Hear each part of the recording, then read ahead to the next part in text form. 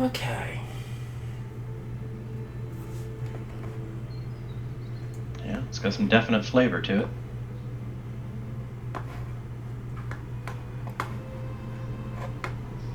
It's not as crazy as some of the other ones. Some of them are kind of wild. Okay. There you go. Test, 1, 2, 3, test. Hearing you good? Okay, perfect.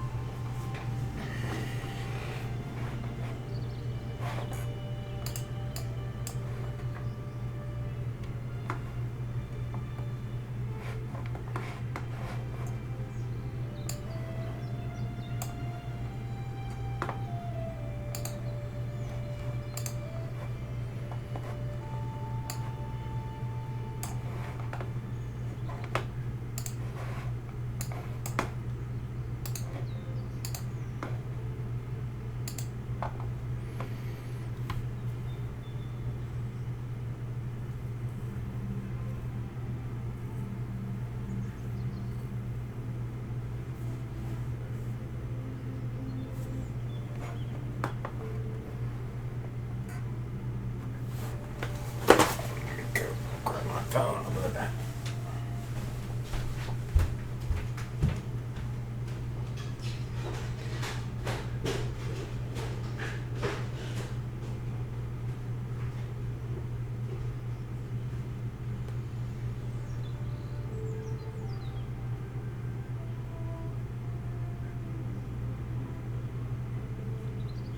Okay, it should show up now.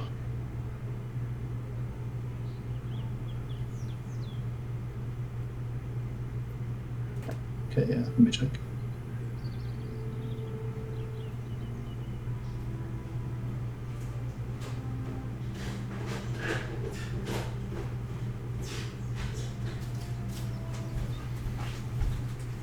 Okay. Got my phone.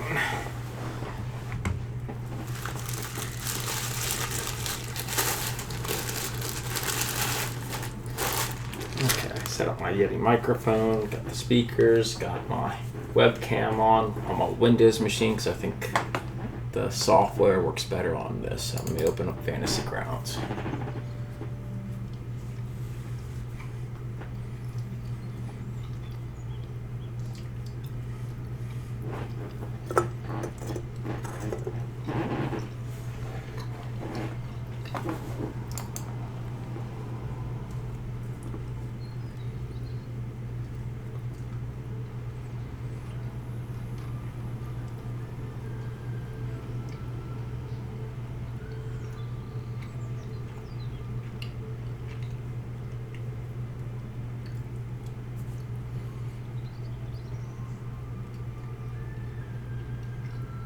Updating right now.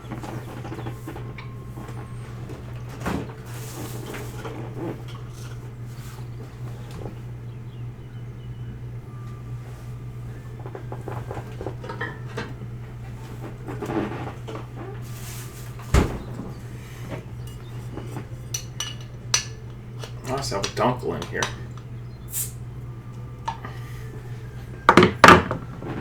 What, just stash in the drawer?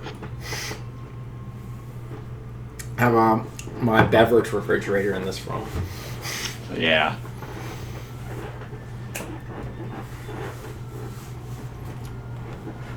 Okay, let's see here. I guess I would go to load campaign or join campaign. Join campaign. Join campaign. Yeah. And it should remember. It looks like it remembers in history. Attempting. Okay, yeah.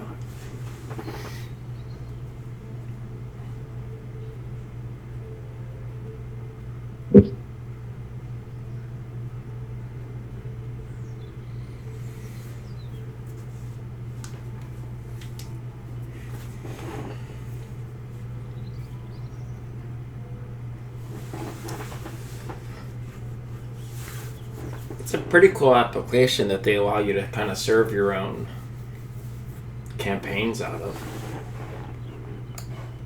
Yeah, I think that there's some stuff done server side, Because I've had a couple of times in the past where there had to be like a heavy load for that night or something, and it dragged everything down a little bit, but that hasn't happened in a while. I mean, honestly, the best thing that happened for remote gaming was COVID. Oh yeah, for sure. Unfortunately, yeah. Yeah, that's when we started using Fantasy Grounds, and it helped. It changed things a lot for our group. Yep. I pitched a Eberron game at it was actually Ducky's wedding, because we all knew that we were going to be like, probably it was like basically like his wedding was on a Friday, and basically by Monday everyone was like in lockdown, but we're like, oh yeah, we got like a couple of weeks or something probably. And so I was like pitching an Eberron game online, and little did we know that it basically became entirely online. But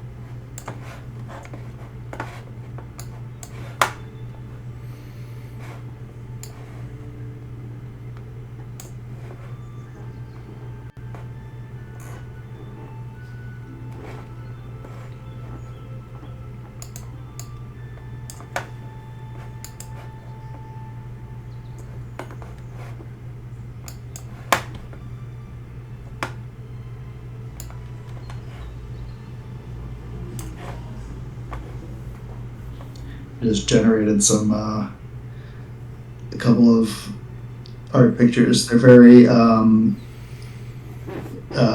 a little like romance cover, because it was AI, but Okay, let me see here. Just be like, yeah, do that, but make him nerdy and grimy.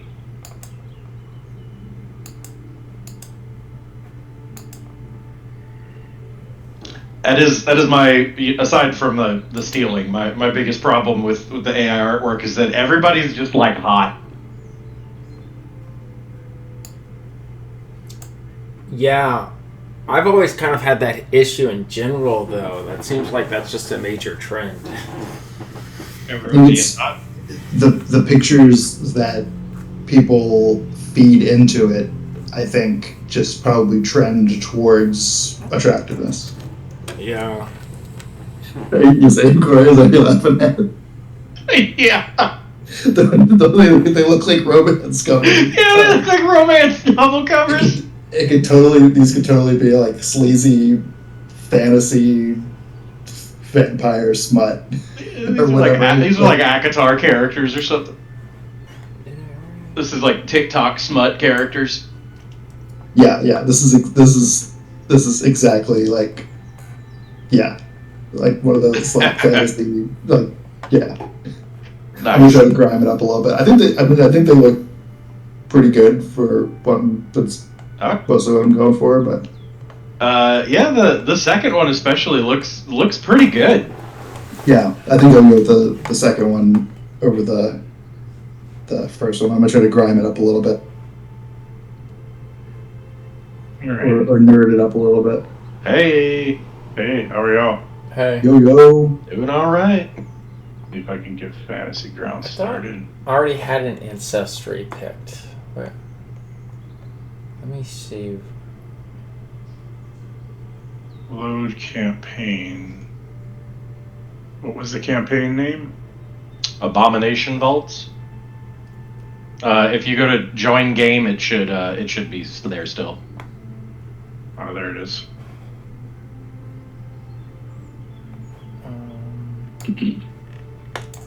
My camera still hasn't come on. Make sure that another application doesn't have a hole to it.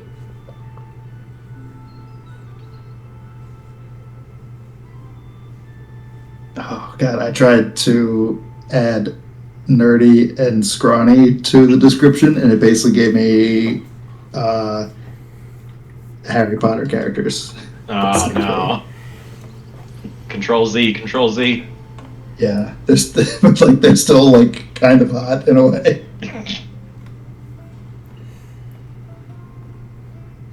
I remember there being specific names under Ancestry, but it's just showing Goblin. Oh, no, Goblin. I see. Oh, it's because I should do player core, right? Yep. But, like, this will add... That should already be... Ancestry should already be on there, right? Because that's just Goblin. Your Ancestry's on there. Okay, perfect. So then I need to go to background. That's what I need to do.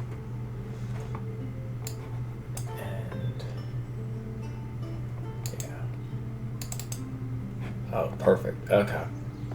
And Yeah, I'm saying you are Goblin, and you got Heritage Unbreakable Goblin. yeah, that's right. Perfect. And now I'm gonna select. There we go. You're gonna pick 2 Ancestry feats. Okay. How do you change it to the builder? Change what? I'm sorry, I'm not familiar with Fantasy Grounds. It just opened my character up. And Oh, I'm not sure how to modify it. On your main, you can modify a lot of stuff just on the fly, but on your main page, hit the tracker button at the top right. My primary stat should be Dex, and my secondary Intelligence. Let me see what your key ability for your class is Intelligence, so you get a free boost in that. And Intelligence and Dexterity are both pretty important to you since you're going Bomber, so you're going to be doing ranged attacks. Yep. Okay, perfect. So yeah, you should pretty easily be able to get a 16 Dexterity and an 18 Intelligence. Okay. Or a +3 and a +4. Since this version did away with ability scores.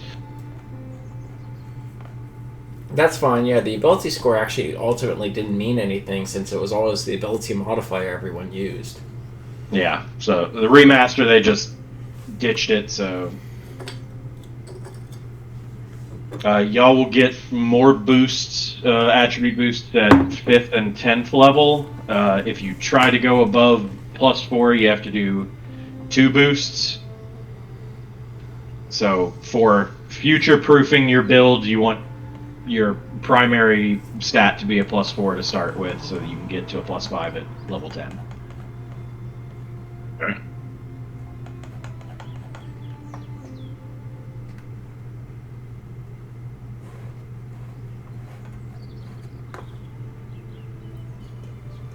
Accidentally added a level.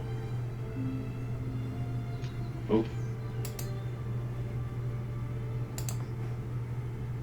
How do I get rid of one of those? I'll go ahead and do that.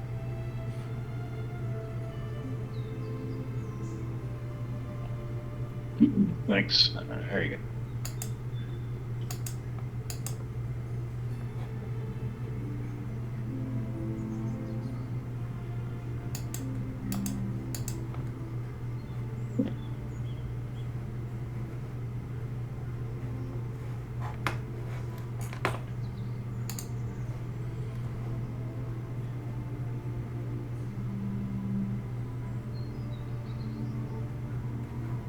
Okay.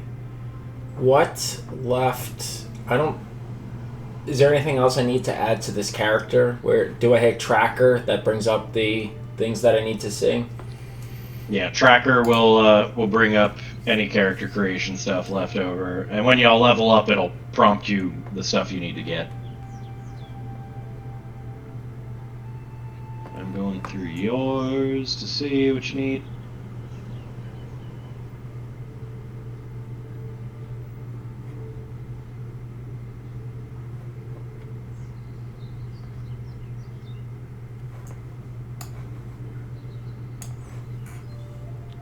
Not sure how to add my ancestry feed. I can't. It's not showing up on the list.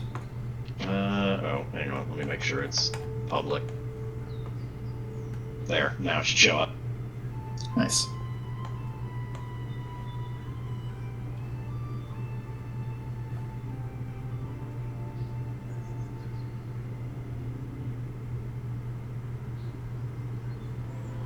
Let's see. I think Ted, you need to pick a class feat. Okay. So there, class feet. On the tracker, the middle section between the top and bottom window has the quick filters for the feat, so if you just hit the class button, it'll pull up all the first level class feats. Oh, perfect. Yeah, I think it did that. All the ones just for alchemists. That's like alchemical assessment and alchemical familiar and blowgun poisoner and whatnot. Oh, Yeah. that shows some of this. Where would that show up on my character? If you've made any choices and added things, it should all show up on the bottom window on the tracker. Oh, I see. Yeah, keep track of your build. Oh, that's a lot. David's already done with his character, so I'm assuming he's not coming tonight. He's out of town, isn't he? Maybe wrong, but I think he is out of town. How do you tell what on your sheet is an ancestry feat?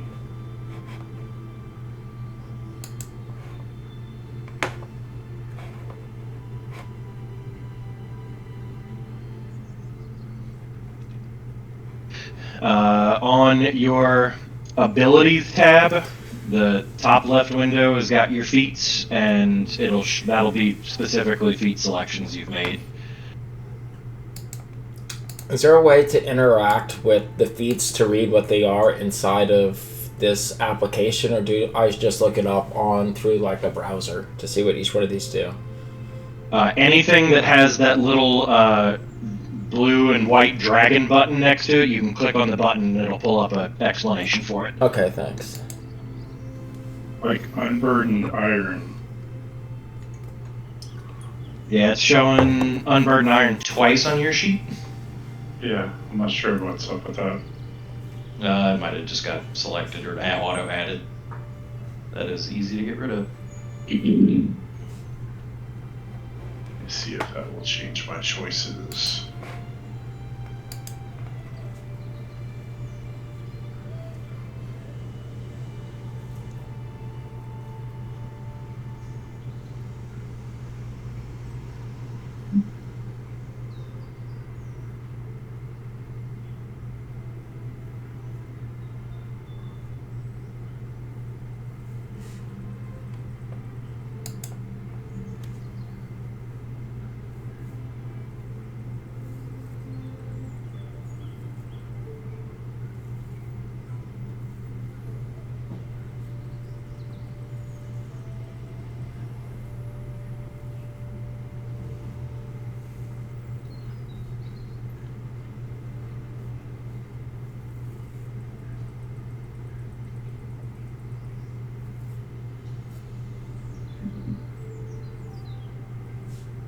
Oh yeah, unburdened iron is my ancestry feat.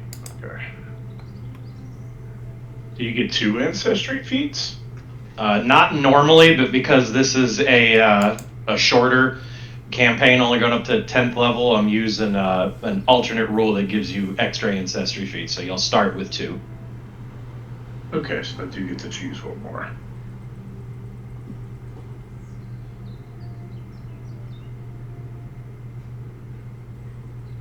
Yeah, because normally going up to a 10th level, y'all would only see like 3 ancestry feats. The ancestry feed is not showed up on the filter still. I know it popped up, but I foolishly closed it.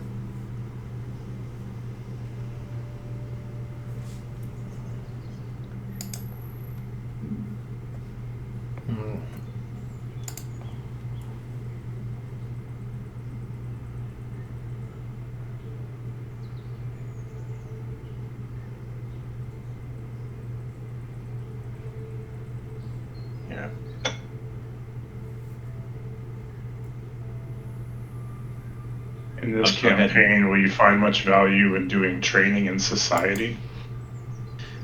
Society is history and like local information, and is also used to identify humanoids. Yeah, society is a decent, useful skill.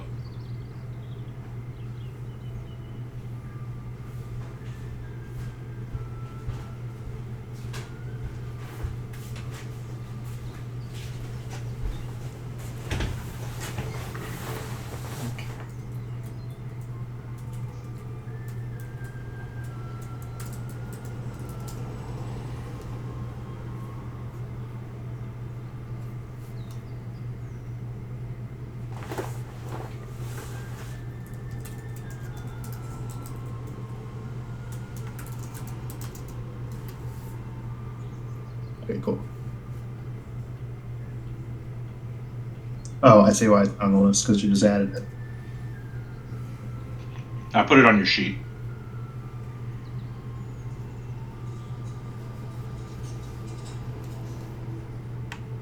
That won't automatically add electric arc, so you can add that to your actions tab. I got it there already.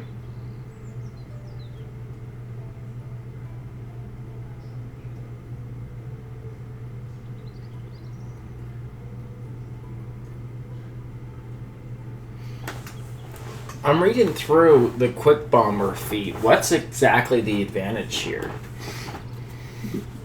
Let me pull that up.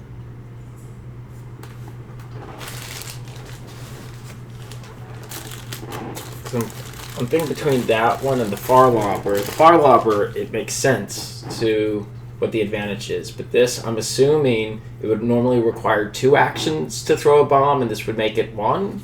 Is that? That is correct. Yeah, normally to do the action to make the alchemical item would take 1 action and then a second action to throw it. So quick bomber is basically quick draw for throwing bombs. Okay.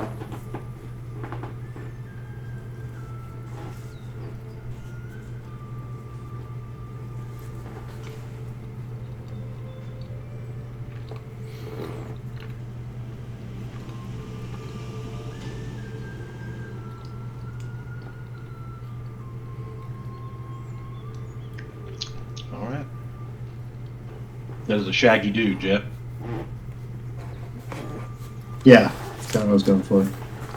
Very nice.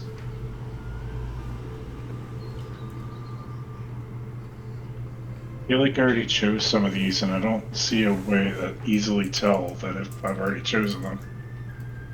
Any feats you have already picked will be on your abilities tab. Yeah. I just wish it, like, labeled them, like, general ancestry or whatever, you know?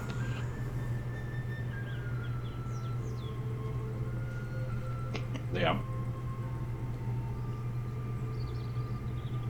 If you click the tooltip button on there, it'll tell you what they are.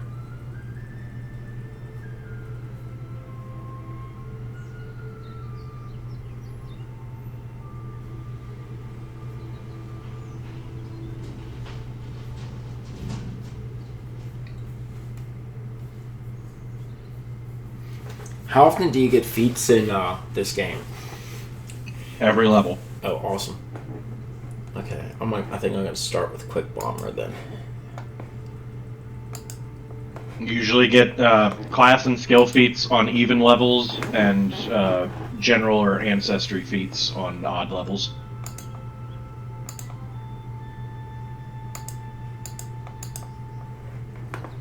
Okay, now let me see, what else do I need here?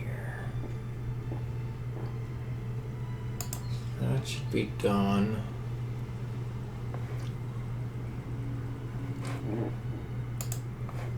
Okay, let me see. Class.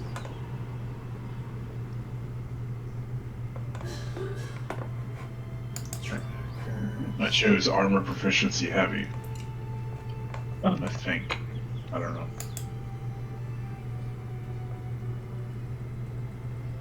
Yeah, see that on there. From where at? Oh, it was general. Let's see.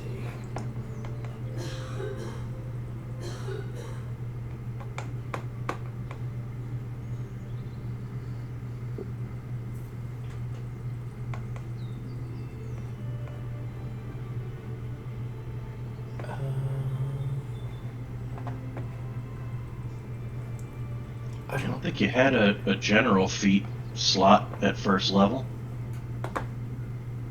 Did it? I do or don't? Don't think you do. Okay, I want to know where armor proficiency is coming from then. Or if it's from, like, I'll try that. cleric or something. Let me try that again. Quick bomber. Do that. Yeah, because War Priest will give you light and medium.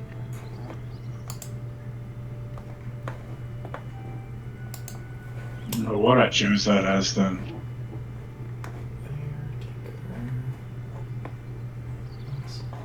How do I see if it actually applied that class feat to my character? Where would that show up at? On the abilities tab of your sheet. Okay.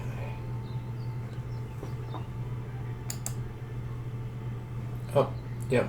Oh, I accidentally put it on twice. How do I remove that second entry?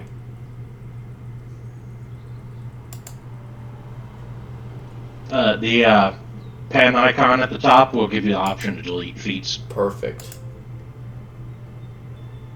Okay, delete that. And I'm assuming we only get the one class feat. To start with, yeah. Okay. You'll get 2 goblin feats, and then whatever free feats from your background. So I think you got specialty crafting from your background.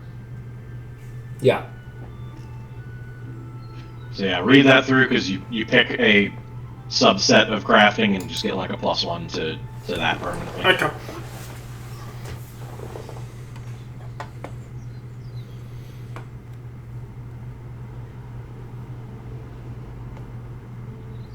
It's weird. I'm trying to go through this change log and I don't see where armor proficiency heavy's added. Yeah, I don't either. Feat armor proficiency added. Automation, if appropriate, has been applied. That's all I see right under healing hands.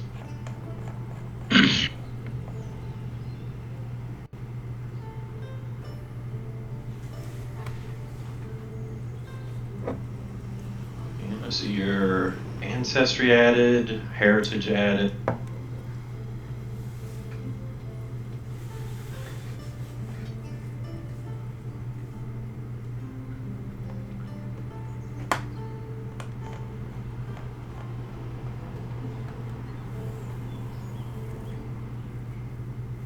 All your class ability.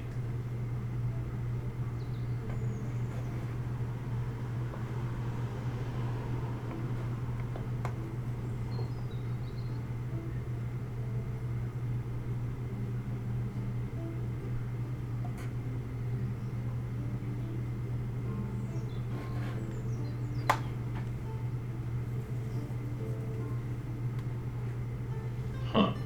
Okay, yeah. I see where it got added. I don't see what it got added from. Let me check.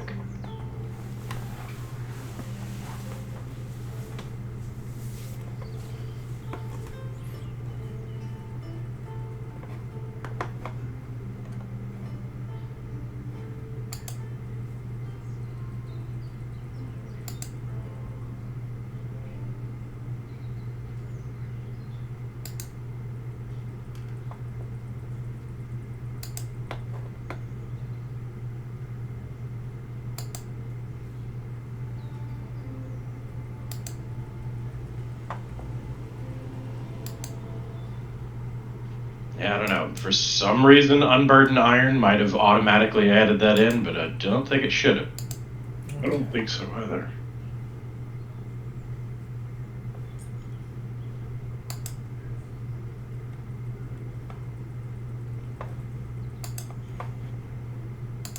Yeah, for the most part, with light and medium armor, the heavier armor you are wearing just basically determines how high you need to boost your dex to get the optimal armor class.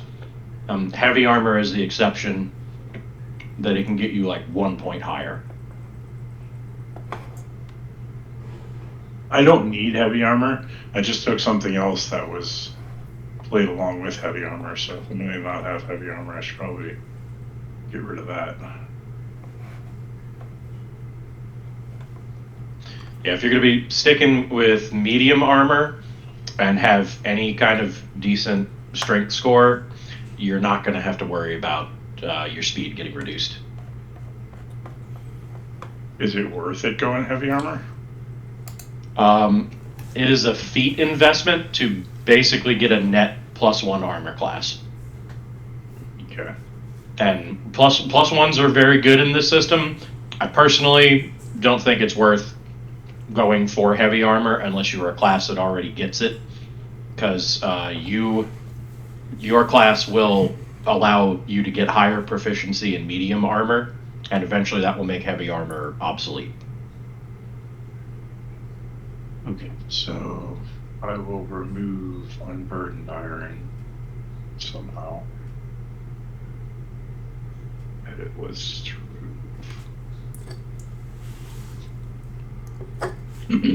And armor proficiency heavy. Now, if I open the tracker back up, will it tell me I have choices to make? It'll already have registered those choices, so you'll have to just go make new ones, but it won't prevent you from adding feats in their place. I think my character was mostly done, but I believe I only had one ancestry feat.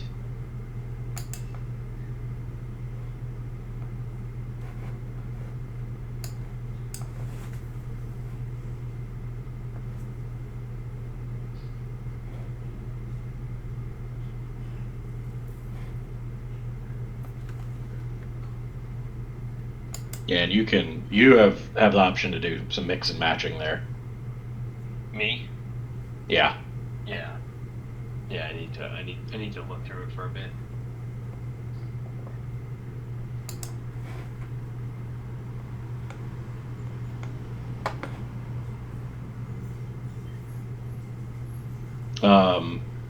I think for the character you are playing, you have a couple of strongest options. Okay. On the orc side, look at body blows and whatchamacallit, ferocity. I don't see body blows. Let me make sure that's not higher level. Yeah, but I see ferocity.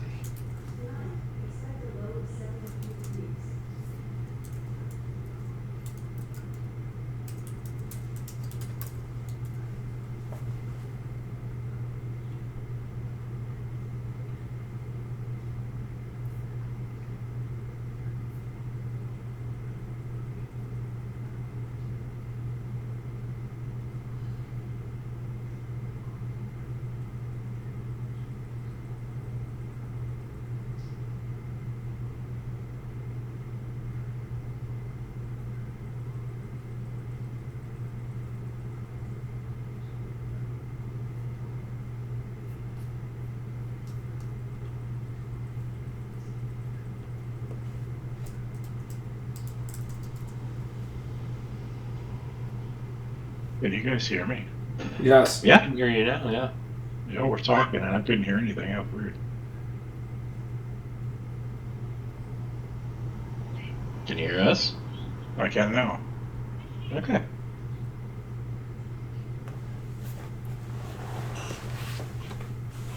Okay, it's bloody blows, and that is at 5th level. They must have boosted that up.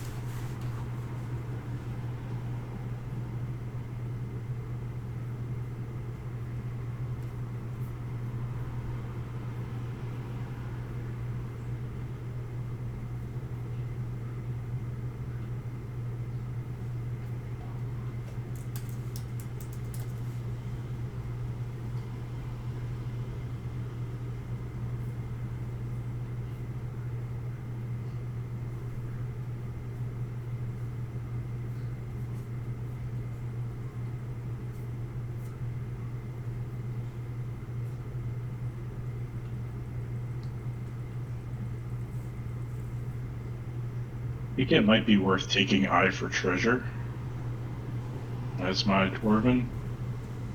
I already have crafting specialization, and it says if you would automatically become trained in crafting from your background or class, for example, you instead trained in a skill.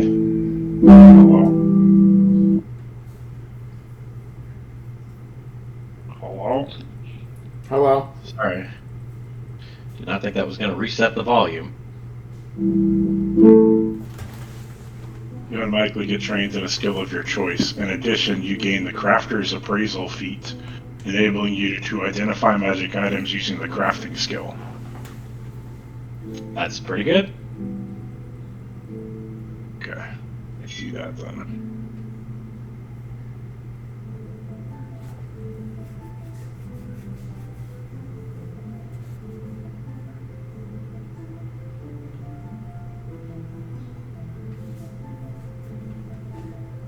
But when my fist showed up on my inventory. What does? Fist. Yeah, that's so it'll get automated, added to your actions tab. Yeah, exactly. Okay, looking at the updated list here, like yeah, ferocity is definitely good. I have had characters with superstition before, and I think it's very easy to forget to use it.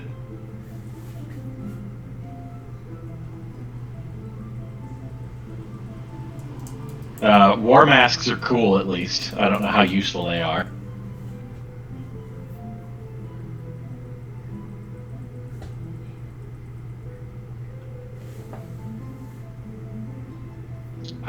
Ferocity, I think, is by far the best orc feature. I would definitely suggest getting that one. Okay. I think I need to build this in parallel on Yeah, our builder. it's pretty good. What does? Chance of death. I don't know how often that would come up. I mean, the second half of it, in regards to saving throw, I don't know if that's specific to certain saving throws or what. Sorry, I missed the name of that. What was it? Chance death.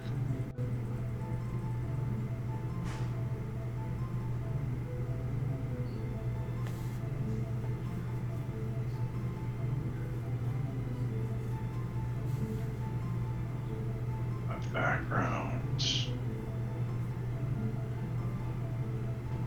Deliberate death seems nice too.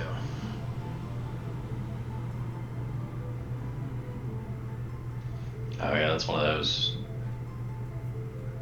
specific ones for that. Both of them are pretty. I think Ghost Hunter's pretty strong. That's the one that I took. Wait, no, that's not the one I took. Is it? Oh, that's the one I took. Was Ghost Hunter. Okay. That will serve you well in this campaign. Yeah, I was trying to think of the way I wanted to kind of flesh out this character. And I wanted it to be like more like shamanistic, so to speak. Not necessarily like, you know, like the temple aspect of a monk. Oh yeah. Yeah, monk I think tends to be a little more catch-all, and there's a lot of different ways you could have that training and origin. Yeah, I've always liked the idea of orc monks who just forge themselves in battle and turn themselves into weapons. Yeah.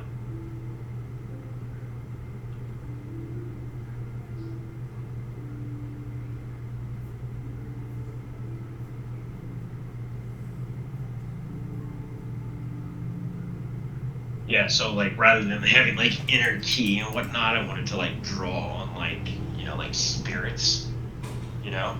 Sure. You can build monks in this system without having any key abilities at all. You have to take feats for them to get the focus spells to use key powers. Yeah, but I like the idea, like, all the stuff is, like, animal name, too, so it kind of, like, fits. Yeah. Like, drawing on spirit animal. Absolutely. It's almost kind of like crossing over into like barbarian territory a little bit. There definitely can be some crossover. There's a barbarian instinct in here where you can, when you rage, you grow claws and fangs and tear shit apart with your bare hands.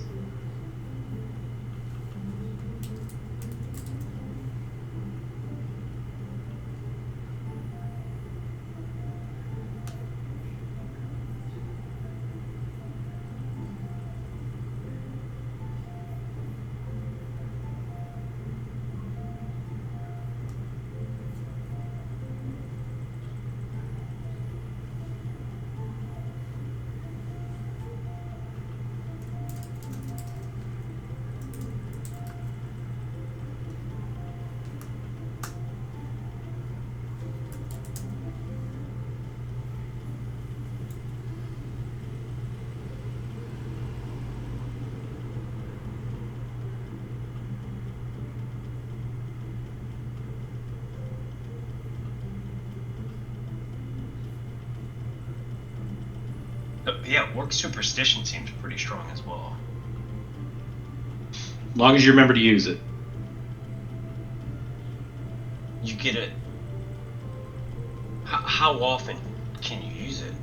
If it does not specify, then you have unlimited uses. Unlimited use, yeah. That's It's a reaction to use it, so it takes your reaction. Right. You don't start with anything to use your reaction. I think around 4th level you can get a attack of opportunity style feat. Mm-hmm. But other than that, you don't have much to use your reaction early on. I feel like, if I remember this correctly, monks aren't heavy on their action economy, right? Monks are stellar at their action economy because of Flurry of Blows, because it's a single action for 2 attacks. Correct. Yeah, so they're not as bogged down as some other classes with action economy, right? Yeah. Yep, and they have higher move speed. Monks are excellent on the action economy.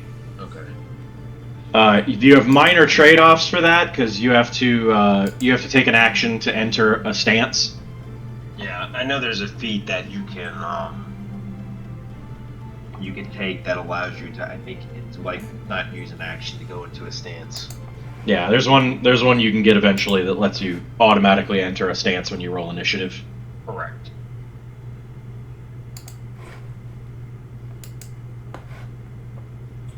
So, yeah, there is a higher level build for having a bunch of different stances and swapping between them. I don't think we're going quite that high.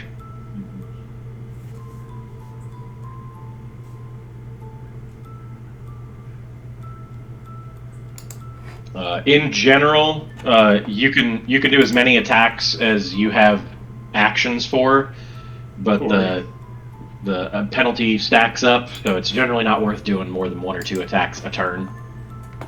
Can I just wipe my character and start over? Yeah, if you want to. Yeah. How do I do that? Go to the characters tab on the right side under player. Just start your new character. I'll delete the old one.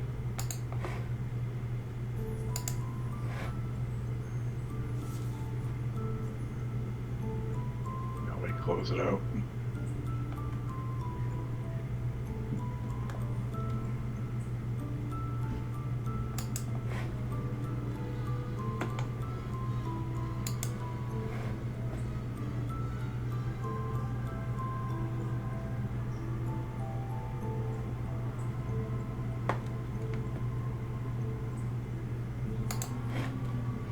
Alright, I just took it off the list, so if you still need to get anything from it, I've got it for now. Looks like based off what's available here for the Ancestry feats, Burn is probably the best for my particular build. Yeah. So how do I initiate a new one? On the characters page, hit the green plus button at the bottom. Characters page. Add to PC. Where the hell is the characters page?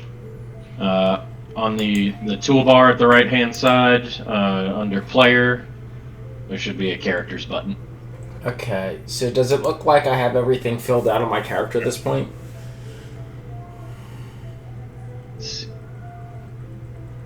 You need a second ancestry feat. Okay.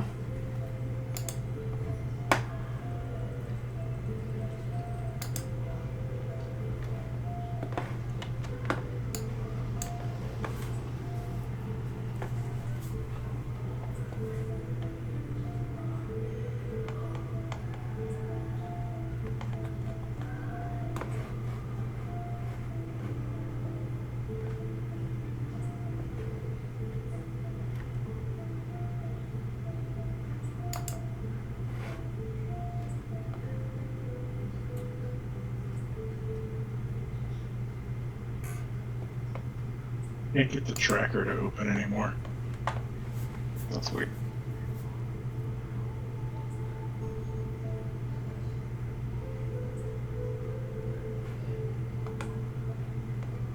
I feel like it's just I might take Orc Superstition. Man, Ferocity's pretty good too.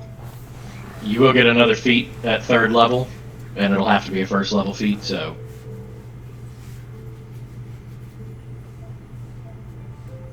You can get both by 3rd level. Let's see, I got your tracker to open.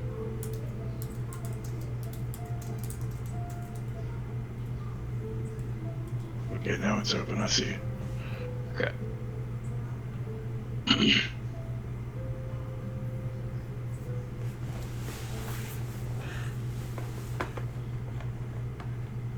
I'm gonna make these choices while I'm doing it in this other builder because it doesn't really tell you what choices were made.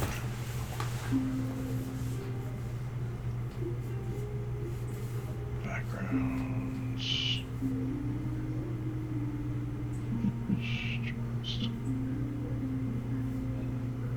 Wait, why is that not legal?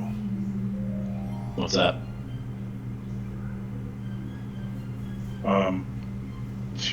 Choose one ability from below. That must be strength, okay.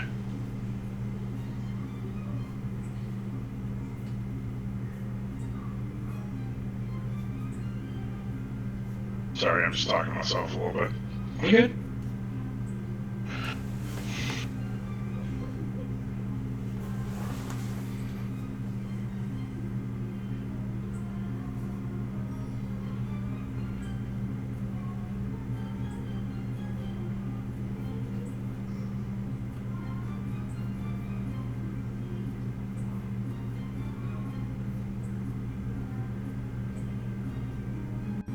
It's probably Orc Ferocity, right?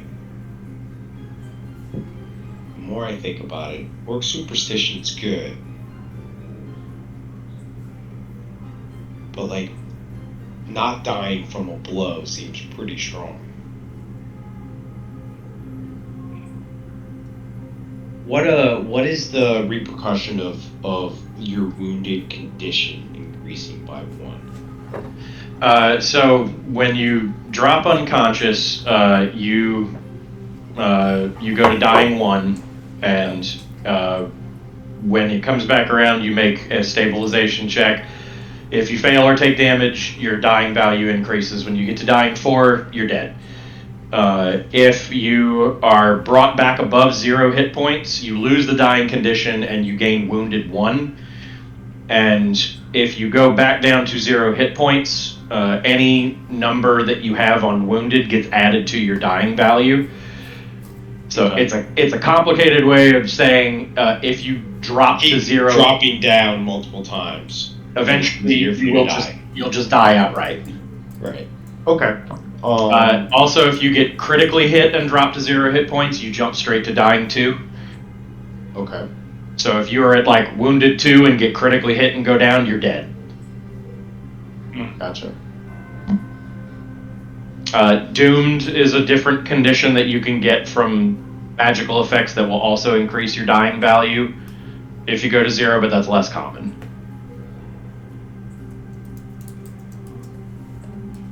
So this does not have the 5e problem of it's very hard to kill characters.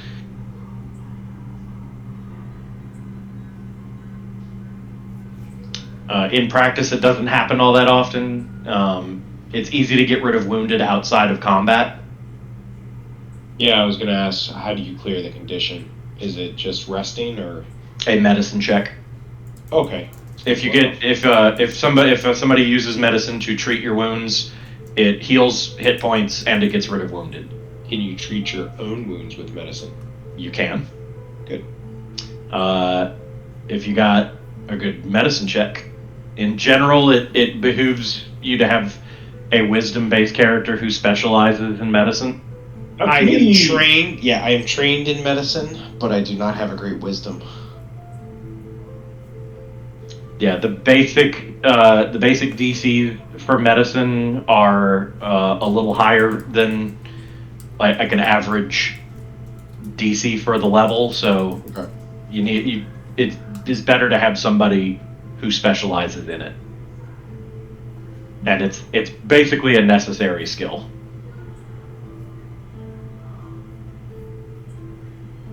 The primary way most of your healing is going to get done is through medicine. Okay. I had read that it was pretty beneficial to take medicine. I think I was torn between like a couple of things to take. It's beneficial to have a second person who is also trained in medicine, because you can assist the primary person who's doing it and give them a bonus. But once you have treat wounds used on you, you can't have it used on you for another hour. Mm-hmm. So at least at low levels, in between fights, you kind of take a single medicine check to patch everybody up and then move on to the next one. Gotcha. I don't really have a very good wisdom. Not trained in medicine. Yeah. I have pretty much all of the like the knowledge, skills, except for society handled.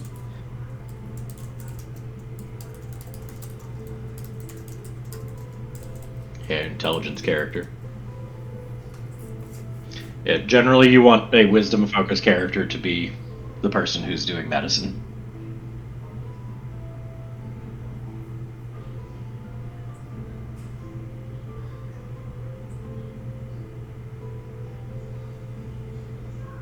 Clerics also get a big old pool of healing spells.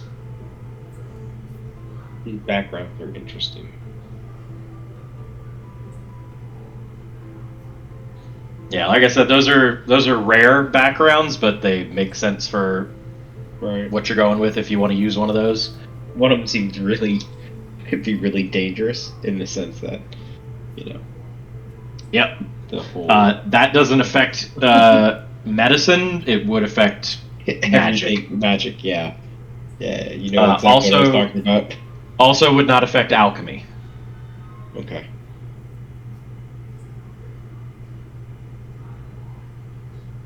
But yeah, that's a risky choice.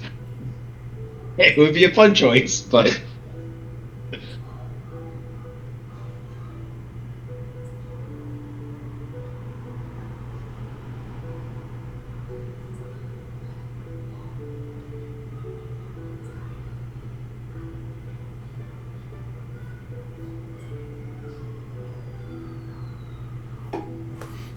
Looking at the remaining options in the ancestry feats, I guess the better options that I would have access to might give me a little bit more mobility.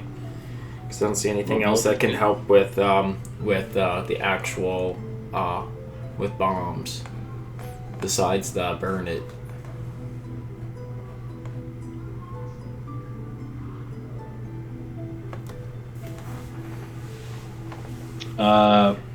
Bouncy's pretty fun, and you are an unbreakable goblin. That's true. Let's see if it's that do.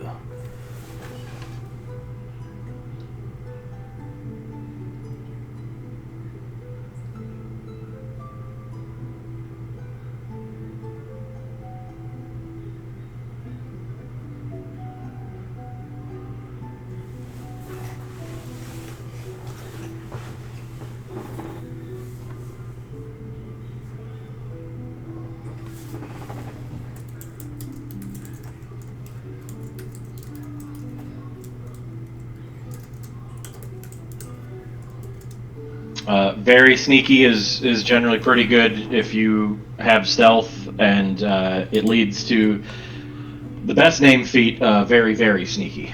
Oh, really? Nice. And what's that required? What were you saying? Let me see. Let me check my skills to see if I have... I have a high dex. I don't know if I have the sneak skill.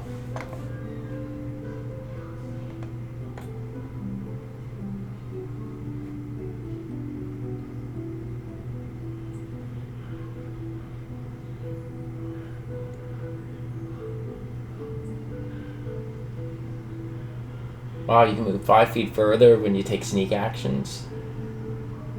Yeah, normally you move half your speed.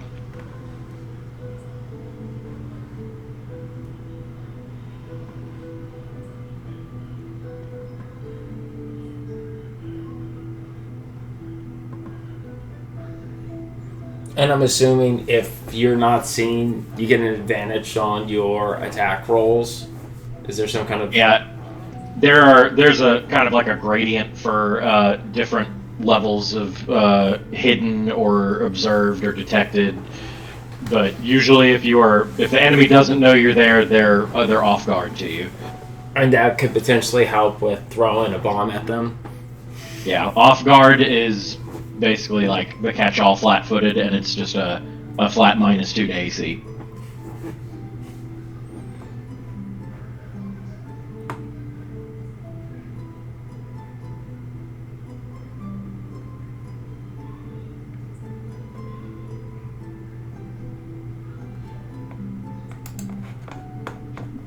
Last time you mentioned a skill feat to me, I think that was important. I think it was battle medicine, but I'm not sure. Battle medicine is definitely good if you want to be medicine focused. It lets you use treat wounds in combat as a single action. Yeah, I'm gonna get that. It does not get rid of wounded in combat, but it will restore hit points. Okay.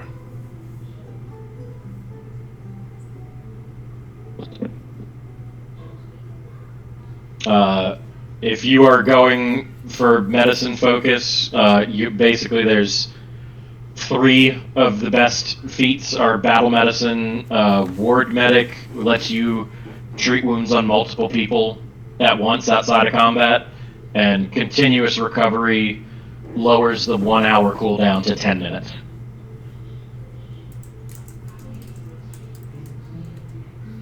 Okay. Those are a little higher level, but battle medicine is good shit.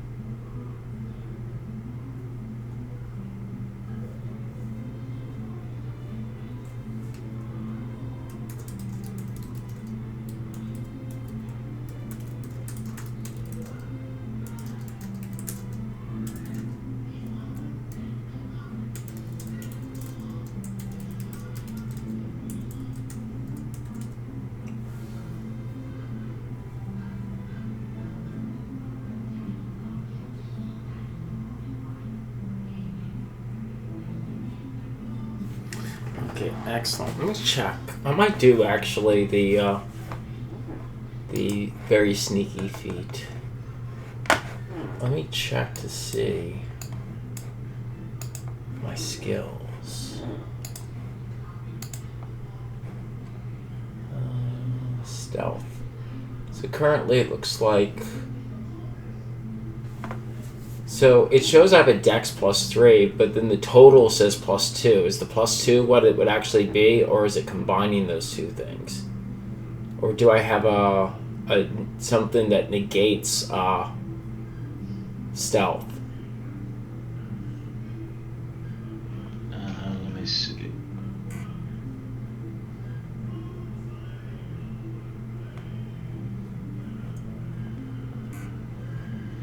is not currently listing you as trained.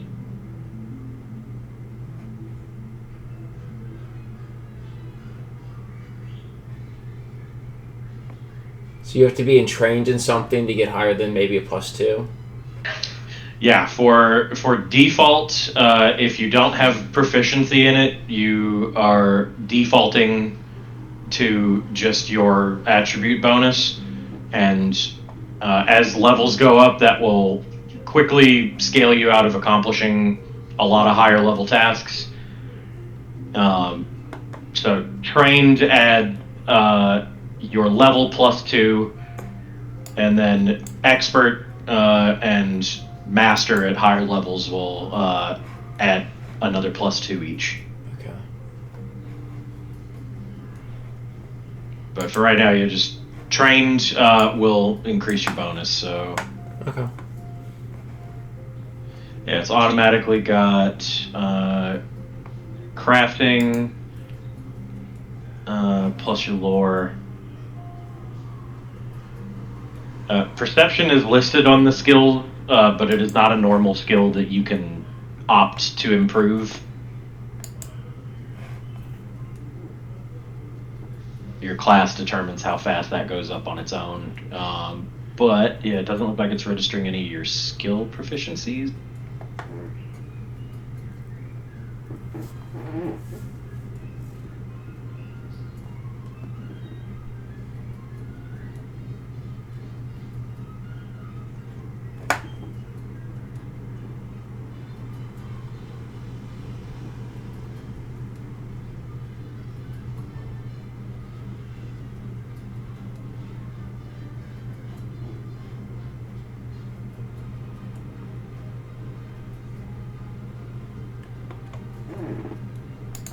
Okay, interesting. So then the way that I'm reading this, then, I'm not proficient in either acrobatics or stealth at the moment. Yeah, I'm guessing it did not automatically add stuff there.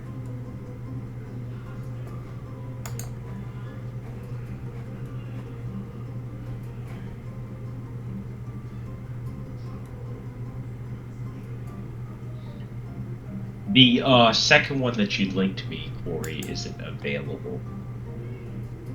If it's from a book that is not here, I can just add it in real quick. Okay. I can look what book it's in. It's from Guns and Gears. That's why.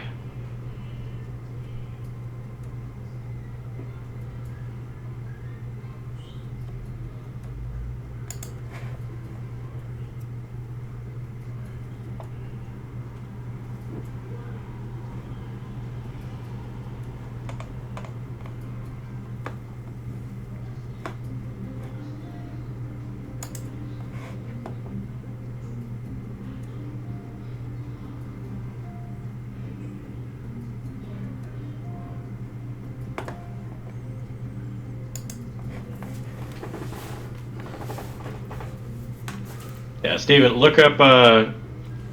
Actually, I'll send you a link real quick. Okay.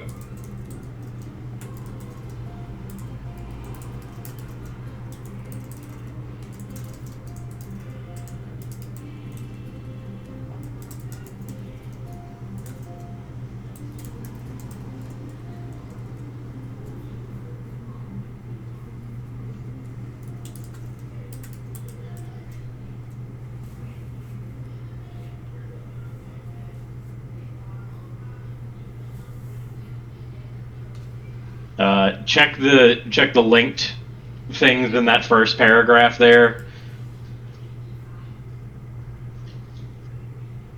Pharasma is a very important deity. She is the oldest deity on Galarian. Okay.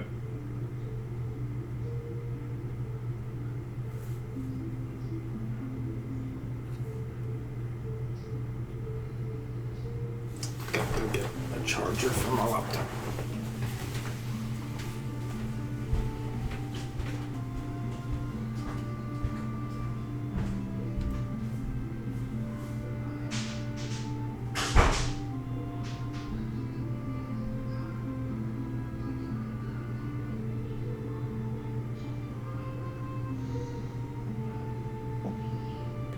which is where I got distracted before, is on spell selections. Yeah, you're a prepared caster, so you can change that every single day. Okay. Yeah, Jeff, you definitely went with this third picture, right? I went with the The third one, right? yeah. I went with the first one of the last group. The third one's Yeah, great. I put Christine saw him and she was like, "Oh man, that one's a 5." Like, yeah. Corey, is it possible for you to just like at some point, you don't have to do it right now, just put like a brief synopsis of like the realm we're in, the town we're in, kind of. Oh yeah, You know, like a general idea of like our setting. absolutely. Yeah, I'll get very specific stuff for this campaign because Golarion is like Forgotten Realms huge. Yeah, there's basically like all of the different settings are basically like in Golarion. Like there's like a Ravenloft area. I know. I played in the campaign in there. There's a couple that could potentially fall into that category. Yeah, I'm trying to think what the name of the campaign was, but we're basically fighting a bunch of different like classic monsters. Like the first kind of place was like the first like, chapter was like ghosts, and there's like werewolves. It was like a Frankenstein's monster, like a flesh golem. Then we're fighting some like Cthulhu-esque creatures, but then the game ended. Then there's like a mummy and a vampire later on.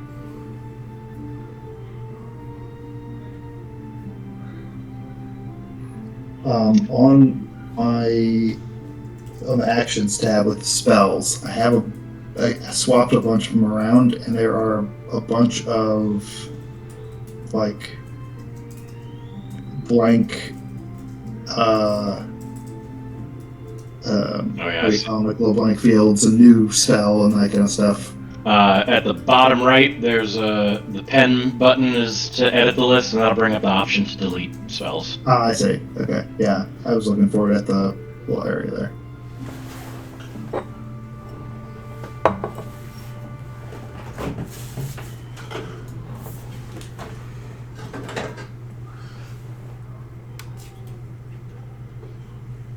Yeah, I can pick 5 cantrips per day, and then I have 1 from being a witch, and then that's always prepared, and then 1 for my ancestor is always prepared, and then I can pick 5 out of 10, and then the spells I can pick 2 out of 5, I think. I have a choice of 5 plus 1 that my patron gives me. So I have a lot of options every day. Yeah.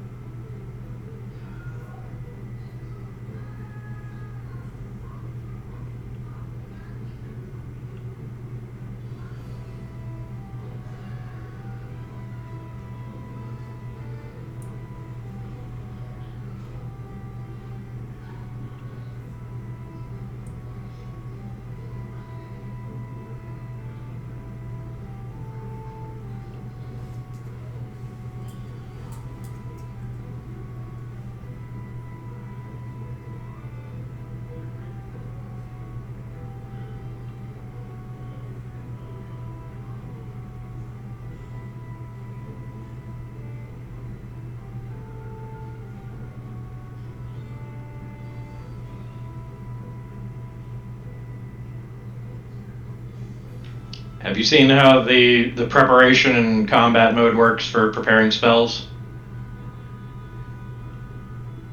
No. Not sure. Maybe. Yeah, so for both of y'all on your actions tab, once the spells have been configured correctly, at the bottom it has a section that says mode. And if you click that over to preparation, then it'll bring up all the spells that you can prepare, and you click which ones you want to put in your spell slots or cantrips you want to memorize. And then when you switch it over to combat, it will only show the spells you have memorized. Okay. But then when you use a spell, it will disappear off the list.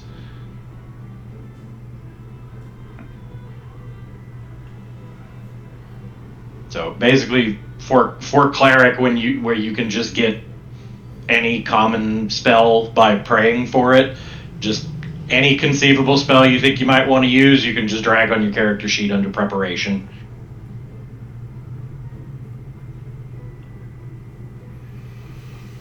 Yeah, this was looking for.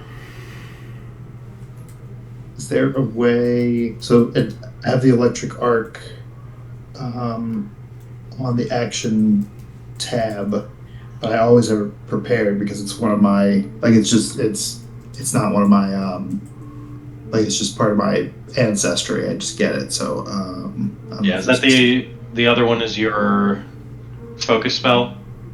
Yeah. Evil Eye is my focus spell. So electric arc. Basically, I'll have to have it because I'm always gonna have it. So I don't know if it's in the combat. Here, easiest thing to do. You can change the names of spells without affecting them. So I just put an asterisk in front of electric arc, so you always have it at the top of the list, and you always remember to prepare it. And I bumped your cantrips up to 6, so you have the extra spot for it. All right, cool, perfect. Okay, let's see here.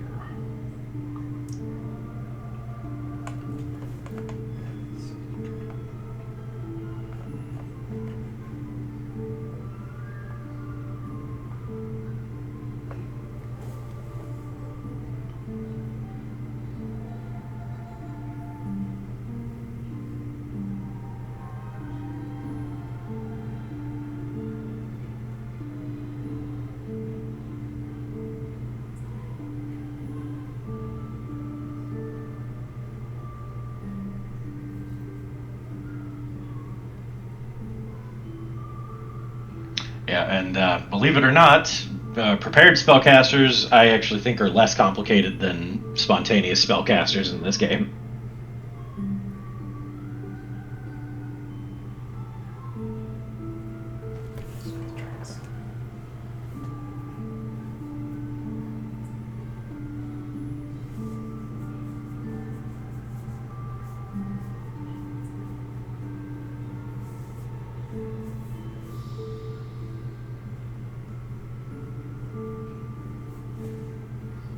I like it.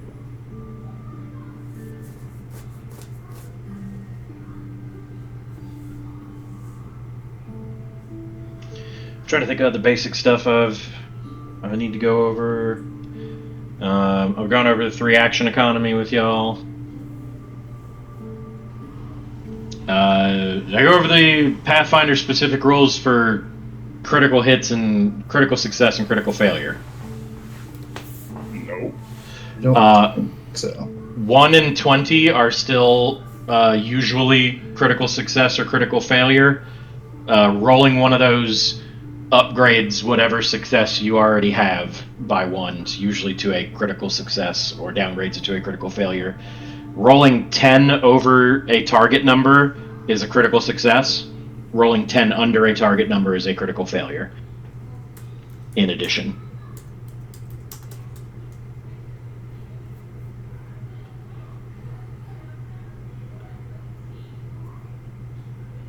So you can get critical successes and failures on skill checks and saving throws against basic stuff, all that.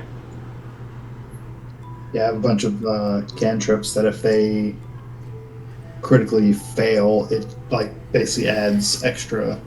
Um, it does the debuff, but like more. Oh my god. Yeah. Some of these future feats based off of Bouncy Goblin are hilarious. Yeah. Like roll with it, where you can convert damage into just bouncing into some random direction. It's the best I could do with making a warhammer that the head was amethyst. I thought it would put like a big shard just tied to a stick, but whatever. I kind of like refined it a little bit, so I would try again with like a warhammer whose head is a giant shard of amethyst or something like that. I kind of like it though. Oh, it's pretty So cool. it looks cool. It does look cool, yeah. Because I was trying to do like minerals and crystals as like my healing implements. Let me see. I think I found a pretty good guide that I'm gonna follow. I'll share the guide I'm using. This stupid computer.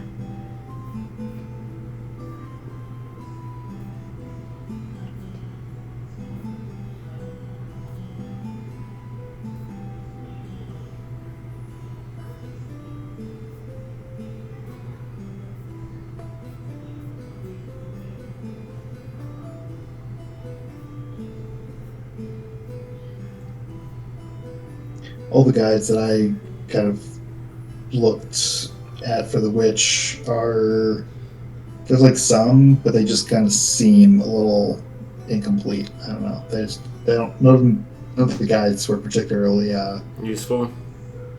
I mean, they were useful for kind of getting the general like lay of the land, but they didn't really seem to be like a they were all, I don't know, they none of them like really struck me as like amazing, you know. Yeah. I think I just have to pick spells now and talk about crafting. But I don't think we need to discuss crafting immediately.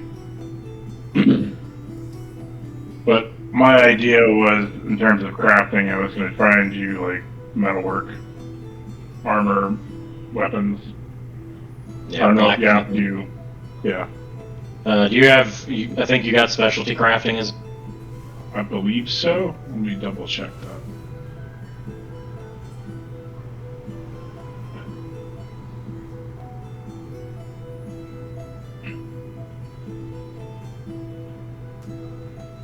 I might have had it as something else.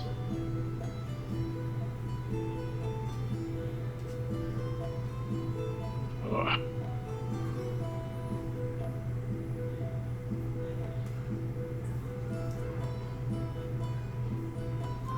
You get a chance, Corey, if you could check my sheet to make sure I've got everything, or Yeah. make sure I don't have too much of anything.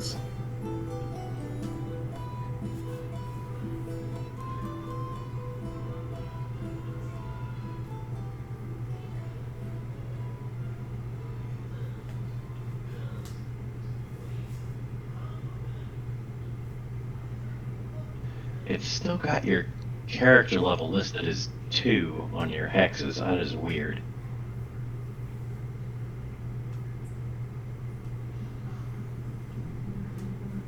I do not know why it's got you listed as level 2. Ooh. Jeff's sheet.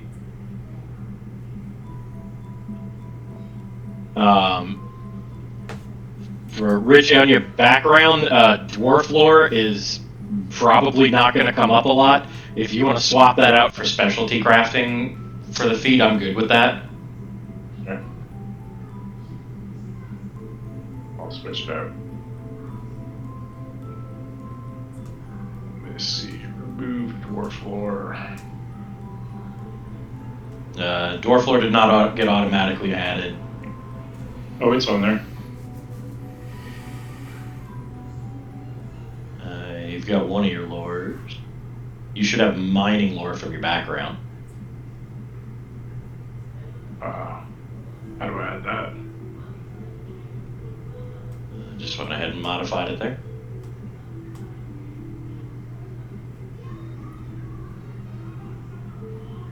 There you go. I posted inside the Discord the guide I'm using. Yeah. It seems pretty up to date. I think it was last updated in August of 2024. Okay. That See should... mining lore. So it's under skills? Yeah, it's on your skills tab. Okay. I only have 4 trained skills. When I did this in Path Builder, I had like way more trained skills, so I'm not sure what's going on. I don't think the automation is assigning your trained skills, so you can modify the list to make the skills you should have trained. Okay, let me start over. Path Builder got closed, so I have to start my build over from scratch. Oh, there. Let's see what's going on.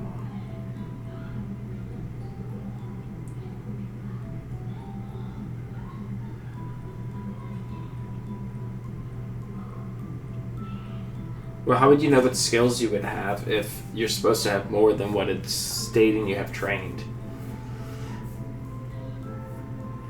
I'm checking that. I'm checking to see what it did automate. Alright, crafting and engineering law.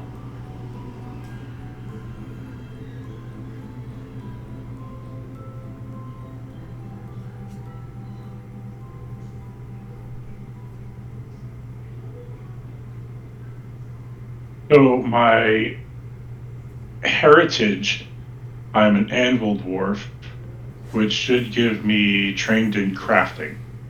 Yep.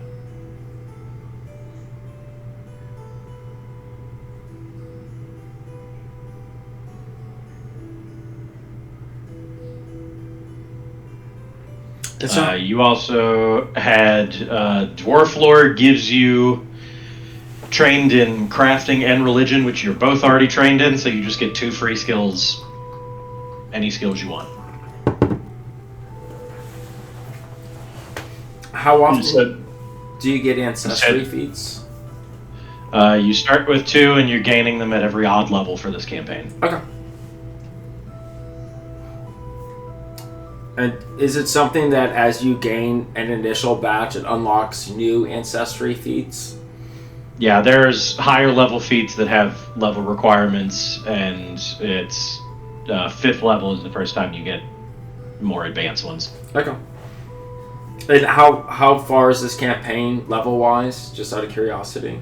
Going to level 10. Okay. I don't think that's 10. Okay, so yeah, from basically the 2 skills you would gain from Dwarf Lore are free skills. So I assume you want to take one as medicine.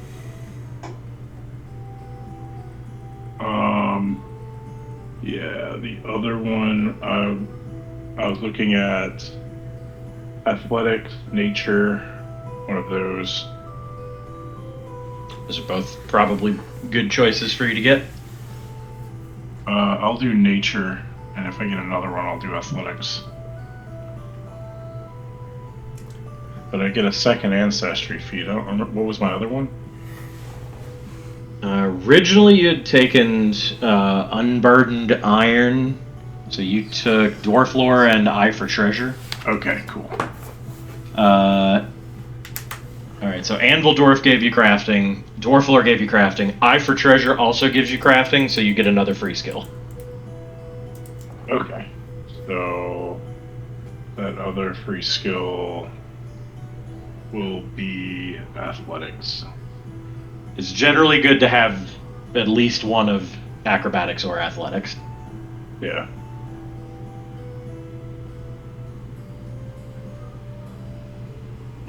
Alright, then let's check.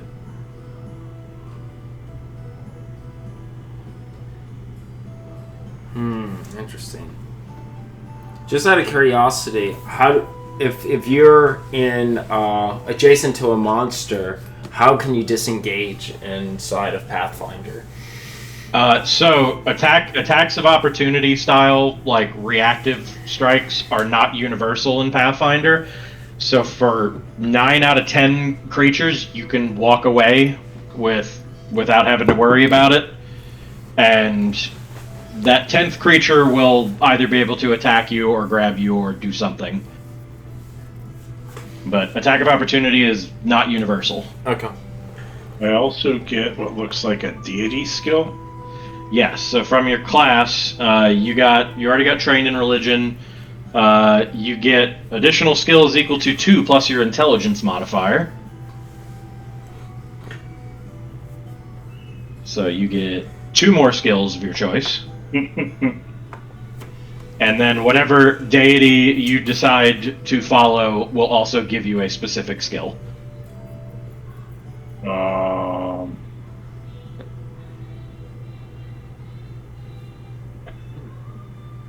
And that's a more in-depth discussion we can have. Yeah, we get 2 more. Why not do stealth and acrobatics? All right. Yeah, because you're not going to be very good at charisma skills. Okay. Yeah.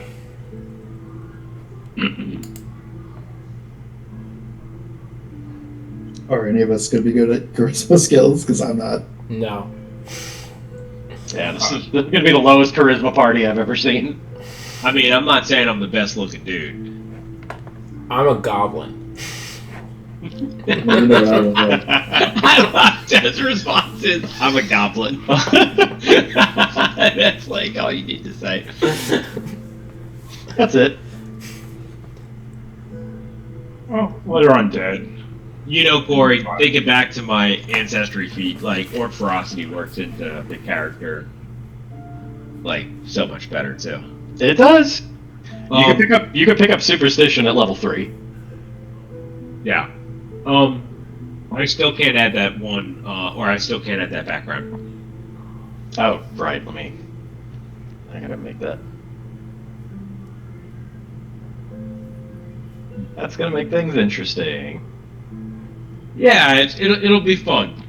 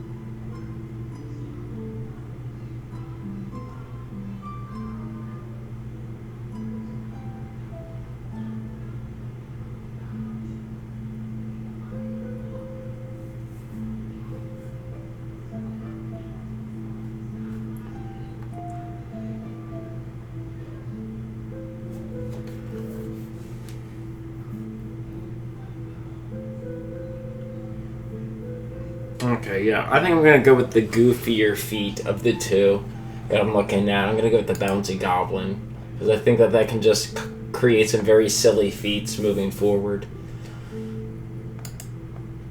And it gives me acrobatics as well, which is nice. Okay, let me add that. Add to PC. Okay, that should be added in now, Steven. I'm gonna have to figure out how to code that. In here, yeah. I think it's something that we'll talk offline about it. Yeah, there should be an easy way to do it.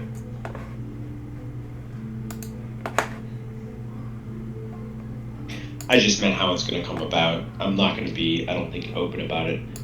Oh yeah.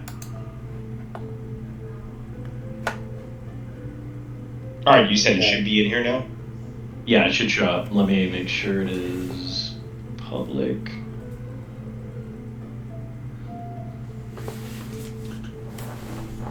Yeah, I have some stuff that in game you aren't gonna know.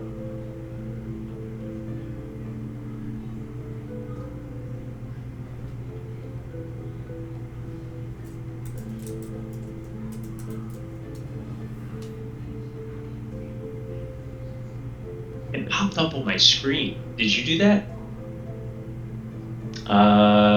Maybe? Yeah. I think, yeah, he did that to me. Oh, there we go.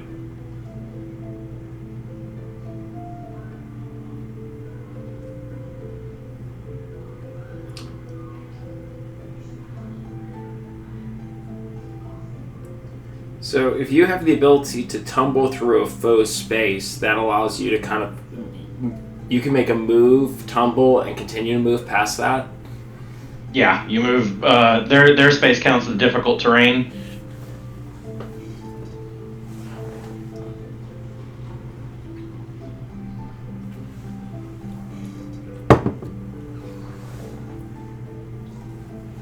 Do you want to just go over my character, just look through it really quick, Corey, to make sure everything's as it should be?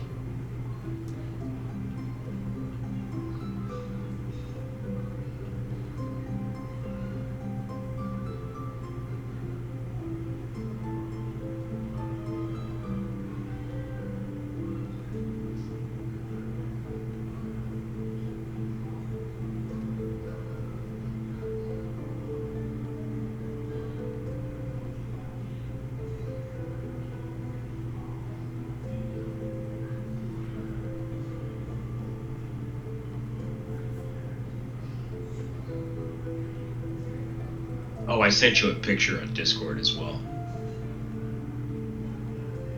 Excellent.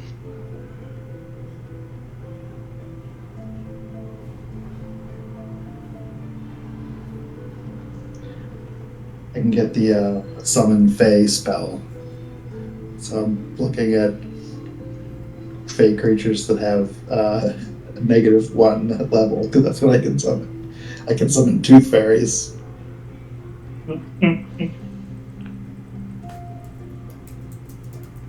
We can just see you go to harvest like teeth or something. It's like a 3 challenge rating. This is like the challenge rating sort of thing. But they have a Tooth Fairy swarm, so you can have a whole swarm of them. They were about to... That's amazing. Yeah.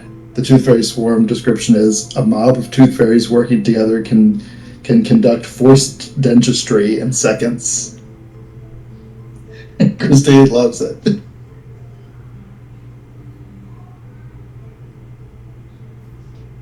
That's horrifying. Tooth Fairy, let's see. Black Burst. When killed, a Tooth Fairy bursts into sticky, foul-smelling white dust. Each creature in a 5-foot emanation must succeed at a DC 16 fortitude save to become second. Melee weapon, pliers.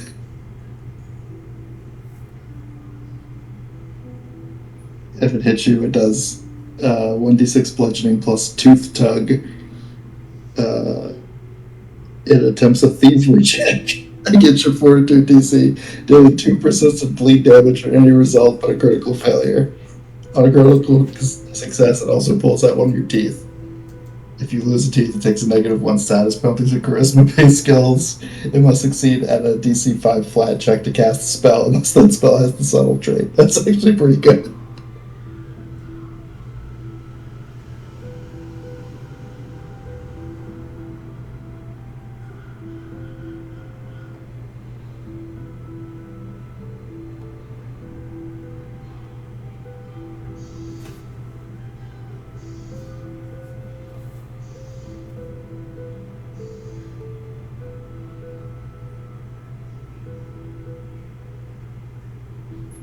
spell only lasts.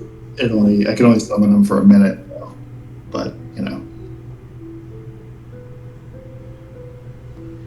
Yeah, but summon spells are pretty clutch. Most of them are 3 action casts.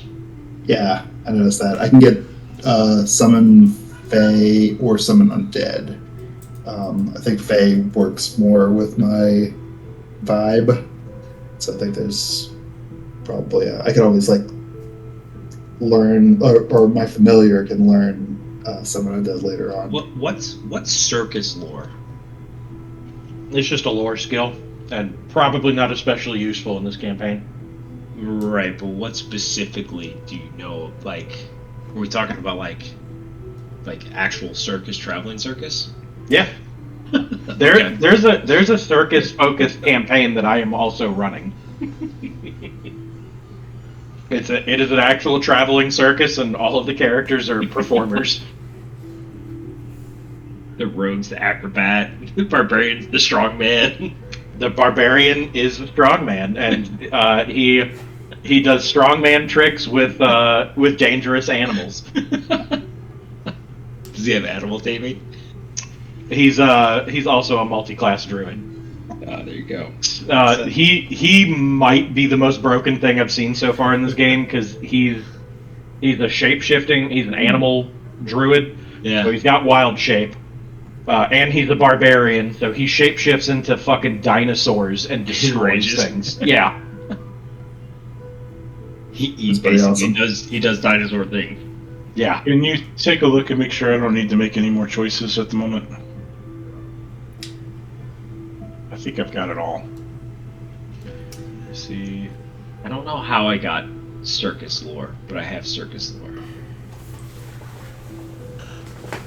In your opinion, Corey, which do you think would be the more effective feat, the bouncy goblin or the goblin scuttle? The goblin scuttle can potentially allow me to use a reaction to reposition my character when a ally is adjacent to me, so it gives me a use of my reaction. But the bouncy goblin gives me the acrobatic skill and a +2 for being able to tumble into a foe's space. I'm going to run to the restroom. I'll be right back. Both are decent. You're a ranged character, so I don't know how often somebody's going to end Yep. adjacent to you. Yeah, I would think the only instance would be if a monster moves up to me and they come to protect. So it would be much more a defensive feat. Yeah. But I'm thinking that acrobatic skill would have more opportunities to use. Okay, I'm going to stick with Bouncy Goblin then.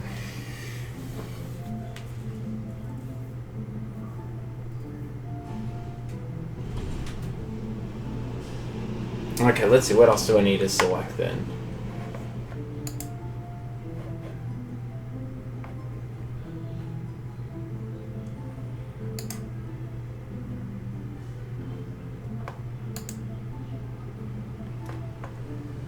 But with Bounty Goblin, I should show that acrobatics is now trained, right? You might have to manually do that. Okay. Yeah, I will go through and double check all of the proficiencies and everything to make sure everything's calculated correctly and you got all your skills. Okay. I just manually toggled that just now. Okay. Yeah. Yeah, because you probably got crafting proficiency twice. Yeah. So anytime you get a proficiency in a skill you're already proficient in, you just get a free one.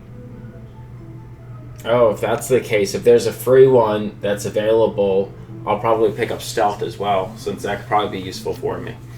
You certainly should. Oh, I see what this is from. This is from my previous background, but it wasn't removed. Yeah, it probably won't automatically remove everything. But I can delete it. Yes. Okay. There, deleted. That makes sense. Yeah, if you want to just give it a quick look over, just to make sure everything's on the up and up. Will do. I just did the standard inventory package. Yeah, I'll go through and check things, and I have a couple of extra items that I'm gonna give to y'all. And then probably maybe tomorrow, maybe the next day, I'll sit and maybe write like a little backstory. Yeah, I'll do the same now that I have. Bounce it off you for a little bit. Okay. Now that I have the character more complete, is there anything that you see that's missing on my character at this point? I'm doing a double check on skill. Alright, yeah, trained in crafting, you get 3 plus your intelligence modifier and extra skills.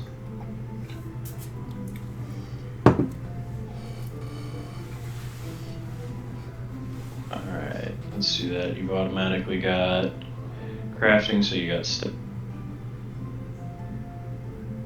let me see if your ancestry gives you any.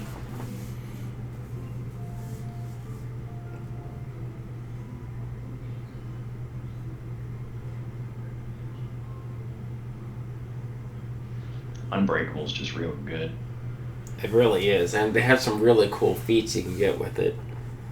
I like the one that you just don't take fall damage, and if you're a bouncy goblin, you just keep bouncing back up.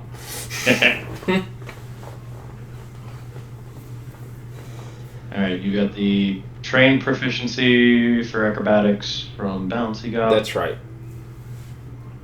And if I get a free skill for alchemy, then I have that in sneak. If not, then that's got to be removed. You do? Excellent. You got that from your class and your background, so you got an extra. Perfect. Alright. So in addition to that, you got an intelligence of +4, so you get 7 more skills trained. Oh, excellent. Okay. 7 more, jeez. Yeah. You can also take extra lores as trained skills if you like. Okay.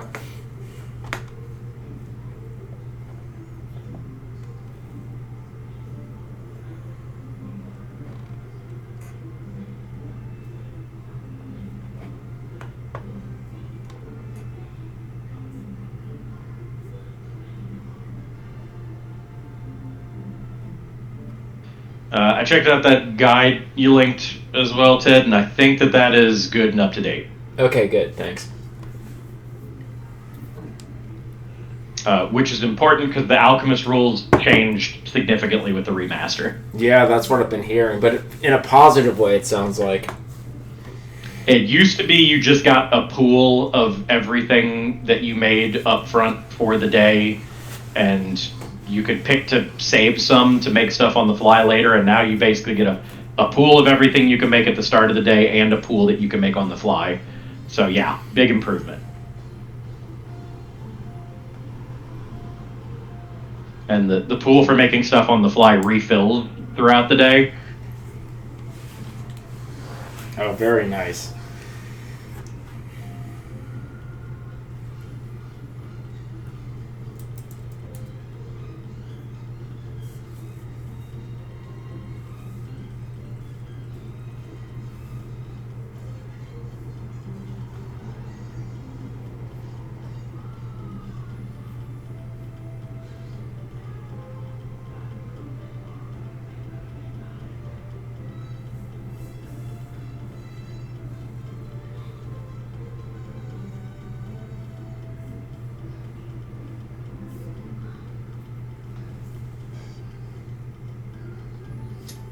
One of the Fae that I can summon basically looks like a diseased opossum with like little bat wings. It's called a Grimble, and it has anyone that touches it can become infested with gremlin lice, and it can also puke on things.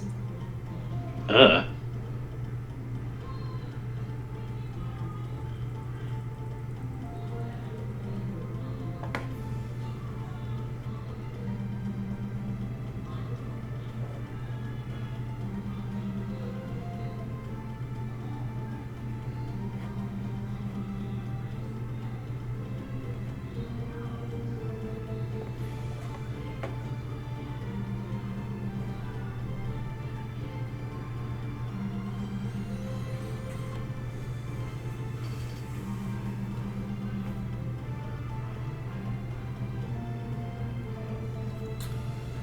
What's occultism used for?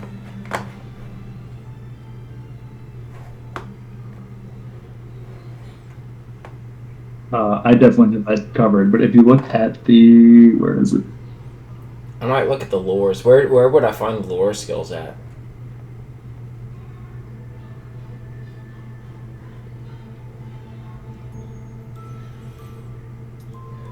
So if you look at the activities tab, it shows you what you can do with all of your skills. Okay. The lores specifically are. That's a. So I don't have to just look at Gloriable. the skills section. I should be looking at activities.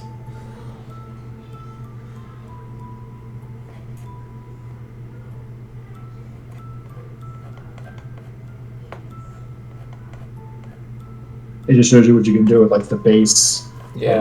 level, and then also like the trained level, which is cool. Okay, sorry, I had to step away for a second. I definitely have occultism covered. If that's like my character's whole thing. Okay. I might look at some of the lores then. Where would the set of lores be, Corey? There's not really a defined list of lore. They're just specific types of knowledge. If you look in the Abomination Vault's player's guide, it'll give you a couple of suggestions about what kind of good lores you might get. How can I apply that to the character then?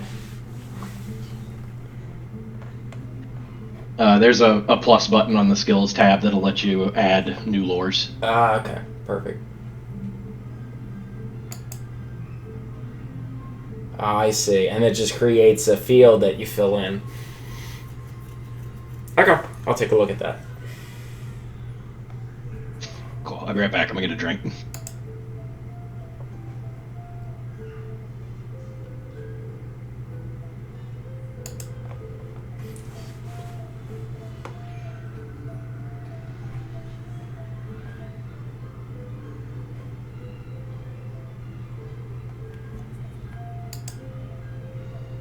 I'm gonna set an image for my character. Corey sets it. Oh, I see. Send him a picture on Discord. Oh, it's in the channel. Oh yeah, I saw it. He didn't find anything important on my character, did he? He said you had to remake it again. Again? Fuck. No, I'm joking. He didn't find anything, though. But I don't know if he looked at it too extensively. I think he just got through TEDS.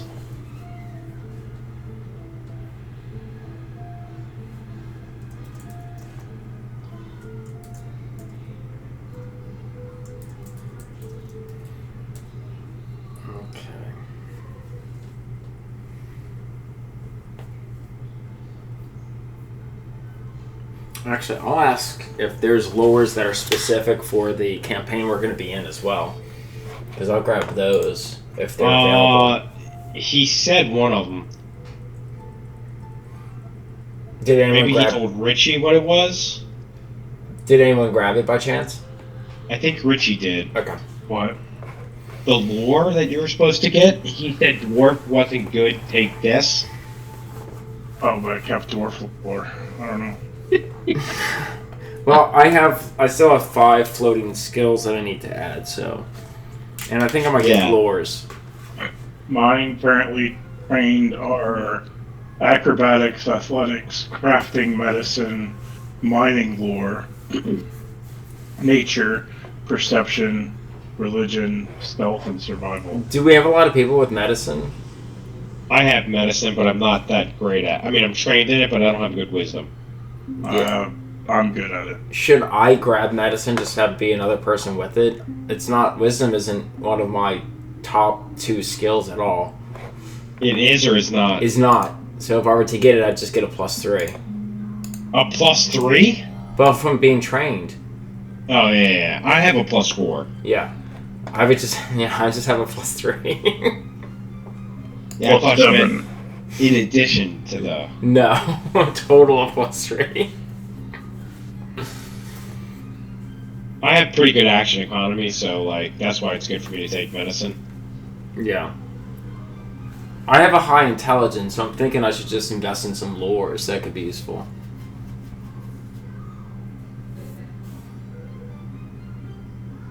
But I wanna... Do I have an engineering lore? Yeah, I do. I already have an engineering lore. Did you get your lore question answered, Ted? No, I'm waiting for Cord to come back. Okay. Yeah, he was telling me basically it's like one of the other Maybe it's kind of knowledge skills will like work, but basically the DC is lower if it's like specifically for the lore. Yeah. Well, I was gonna ask him if there's any that's campaign specific that I should grab up. There's some in the player's guide. I'm gonna find it.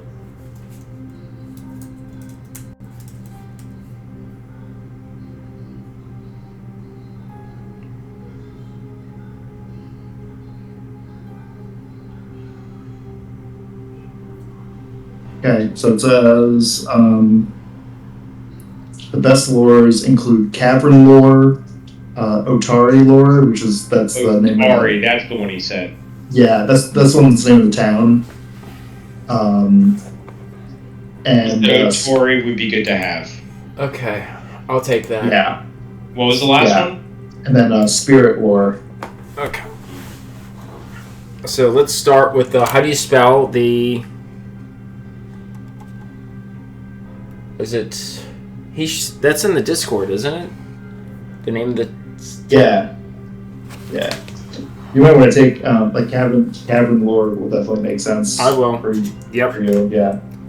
I mean, I have 5. I still have 5 skills to grab, but I'd like to get the ones that are kind of campaign specific. Yeah. How do you spell that? Yeah, it mentions the 3. Otari. OT. This was the town. Oops. So, okay, let me grab that. And then... Okay, so Atari lore, and then you say Cavern lore.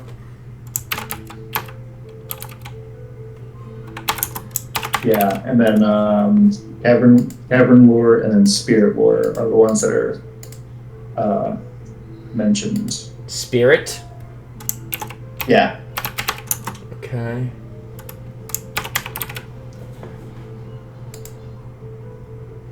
I would hold off on spirit lore. That's not especially thematic for your character. Okay. I would pick up society for sure. Okay. I will remove that and sorry. then pick up society. Okay. Arcana and occultism are never bad to have. Now Jeffrey said he's like super invested in that one, but I guess I can grab it as... I mean, if you have it, it's like a good knowledge. Yeah. Having multiple people who can make skill checks on the same thing is rarely a bad thing. Okay, I think Spirit would fit my character, but I think I had to take something else. I don't know how useful it is. Well, I have one more lore I can grab then. What would be a good lore to get? If I have Cavern lore, I have Atari lore, I picked up society, I picked up occultism. Roman Catholic.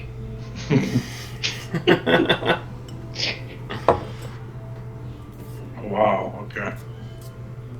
He can tell us about his Lord and Savior, Jesus Christ. The rolling's pretty cool.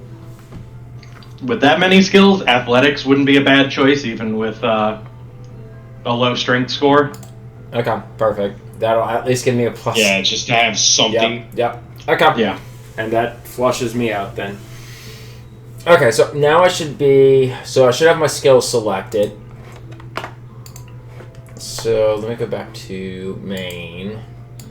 Actually, hilariously, by the skills that you have made, your character would be perfect if you were a kobold instead of a goblin. Cavern, engineering, and Otari lore.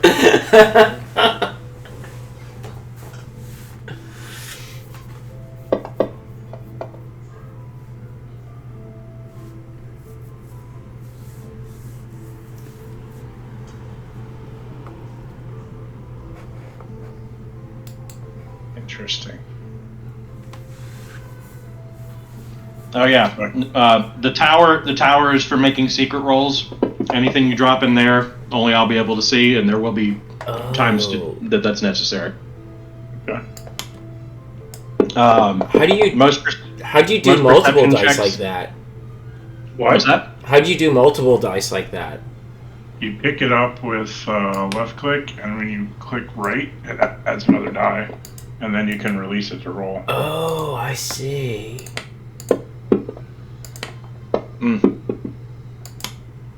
Or you can drag them onto the tower and do a private roll. Yeah. On the top right, you can open a dice menu to change the appearance of your dice. So if I just want to roll privately for me, I do it on my desktop. If I want to roll for everyone, I put it on the chat. And if I want to roll for you, I put it on the dice tower. Yeah. If you do not, if you just want to roll a die, you can roll it anywhere. If you want it to actually be counted by the system, it needs to be in the chat box. In the chat box. Okay. There you go. How do you do that? If y'all pull up the dice menu to look at custom dice and everything, at the top you can just click off the D100 because the system doesn't use it. Okay.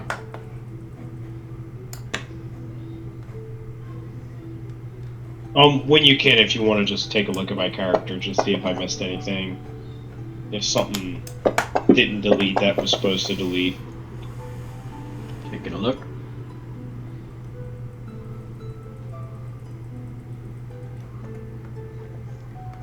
The blank skill up top? For me? Yeah. Uh-oh. Don't know what that means. Just needs to be deleted. Oh, gotcha. Can anyone else type their own language into chat? That I want to see if I can understand it. Does it only provide translations if you have the language? It does. Nice. Oh, that's awesome. That is pretty neat. Hey, you need to add the languages on the notes tab specifically For me? for everybody. Oh, okay. Oh. I think mine are listed. Yeah, you got common and orcish. Okay, yeah. Mine shows common and goblin.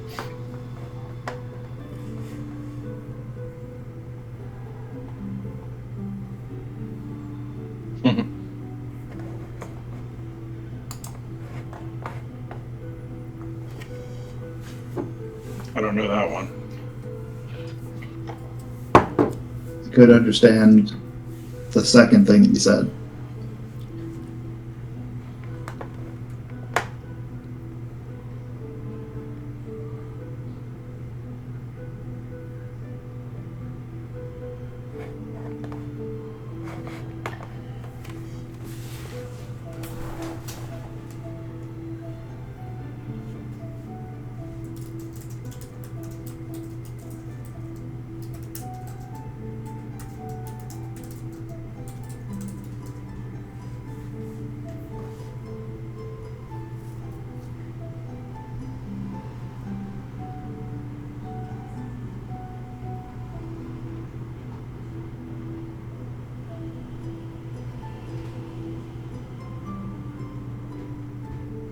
What?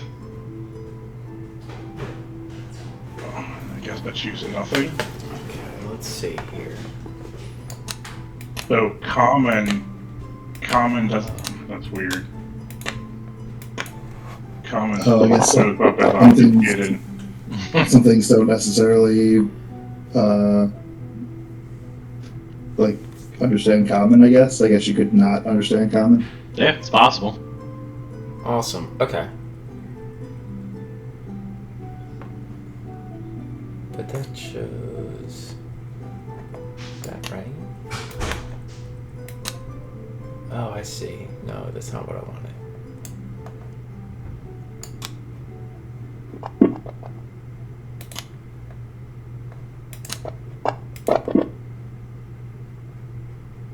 You didn't notice anything on my sheet that needed to be modified, did you, Corey? I'm double checking to see where you getting battle medicine from.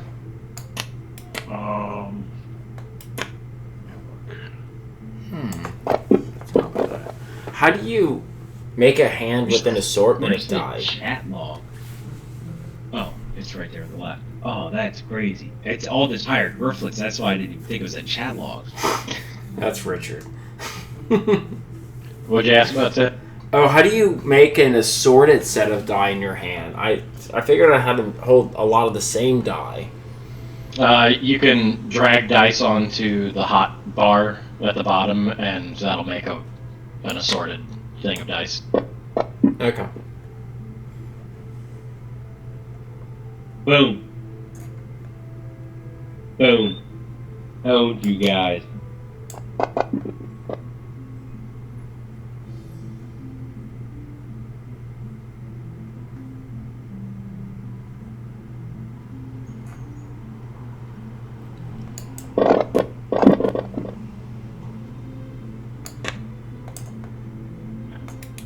Okay, delete that. Edit, clear slot. Ah.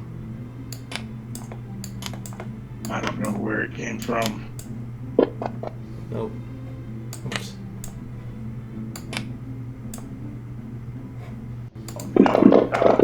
Ah, cool. Yeah. Okay.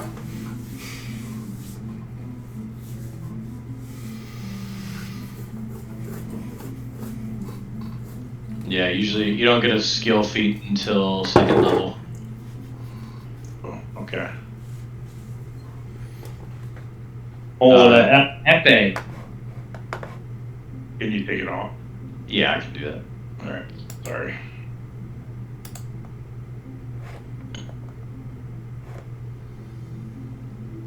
And Steven, was Catfall from your original background? Yes. Oh, it didn't delete? Yeah, that's weird that some of those things don't delete. Yeah, that was from my original background. Okay.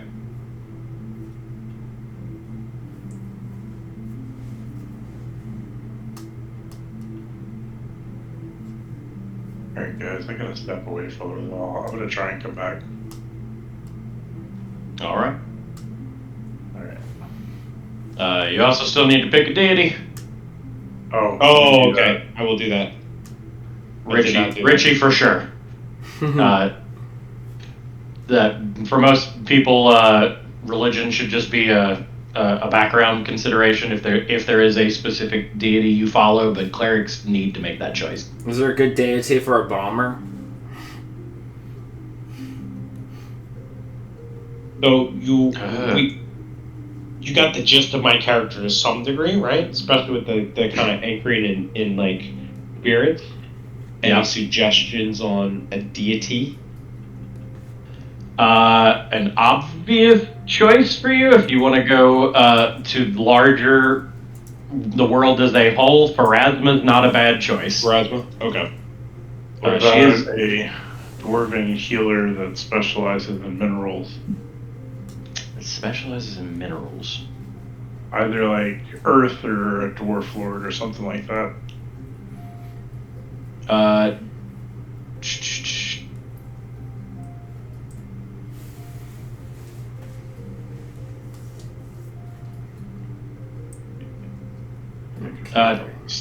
Torag is the default kind of patron god of dwarves. Is there an ability or something that comes from that?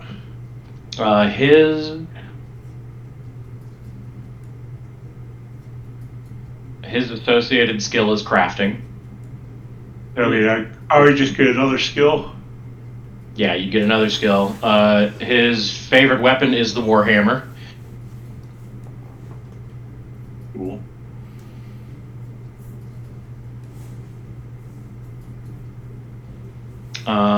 His domains are creation, duty, earth, family, and protection. I probably should write that down. Hold on. When you get to pick another class feat, one of the things you can spend a class feat on is getting a domain. The trade-off for being a war priest instead of a cloistered priest is your feats are pretty much all spoken for at first level. Mm-hmm. So cloistered priests can usually start with a domain, and war priests need to wait until second level. Okay. Domains are how you get your focus spells.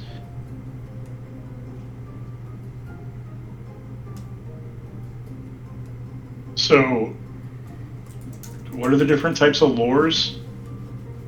They're just Unlimited? representative of, they're any number of specific topics. So, like, different specific terrain types, specific creature types. So, like, religion would be used for all undead as a whole, and, like, you would take, like, vampire lore or Wraith ghost lore, wraith lore. It's basically just a highly specific knowledge skill. Well, I have terrain expertise underground.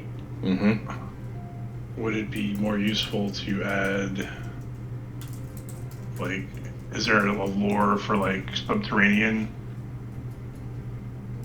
Cavern lore? cavern? Yeah. Or you could say, like, underground lore. Okay. I think. What does terrain expertise give you? Yeah, it's aquatic, arctic, desert, forest, mountain, plain, sky, swamp, underground. Jeez. And your background gives you mining lore.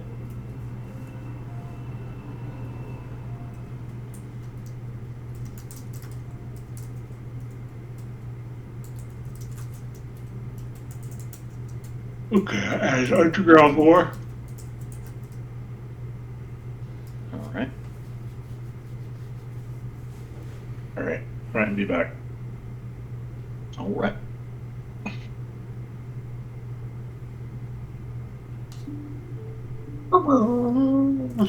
It's weird.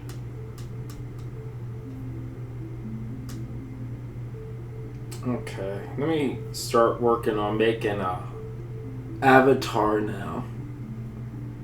Oh, I sent you my avatar too. You just send it to you in Discord. Yeah, I put it in Discord. Yeah, you can post it in Discord. I'm just gonna use. I'll shrink it down to the right size for tokens and upload it.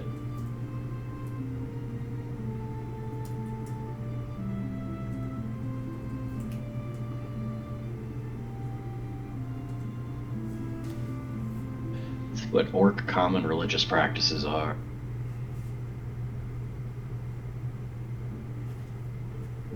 I think I'm gonna go through the Cosmic Caravan. Oh yeah. I'm just I think gonna that's- use Mid-Journey to create something. Yeah, see, it gets complicated because you can worship individual deities, whether or not you're a cleric, or you can worship like entire pantheons. And the gods are a fact, but like the way people worship them varies significantly from place to place.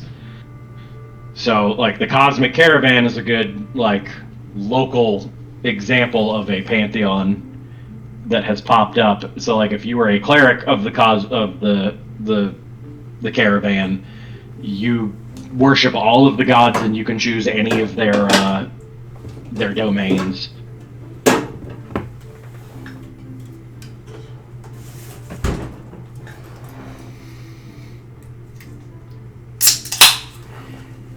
I'll send you a thing about breaking down the caravan a little bit more.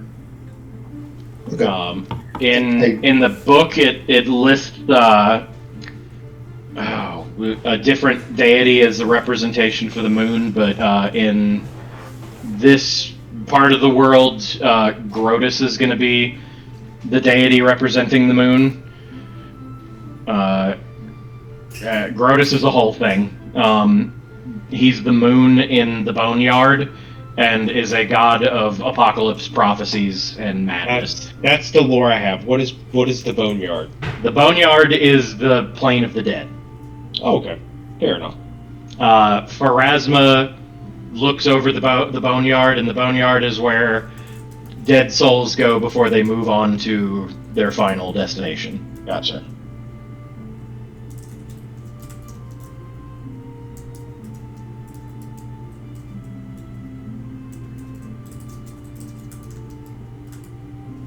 The most common gods that an orc would probably worship, evil-ish orcs would worship Rovagug. That's probably not something you want to be dealing with. Galarian is a prison for a world-eating monster, and that's one of the gods.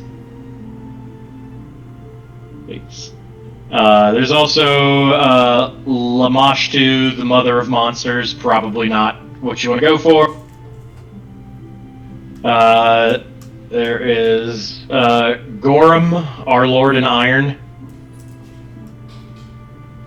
You are not a heavily armored, kind of guy. I'm not.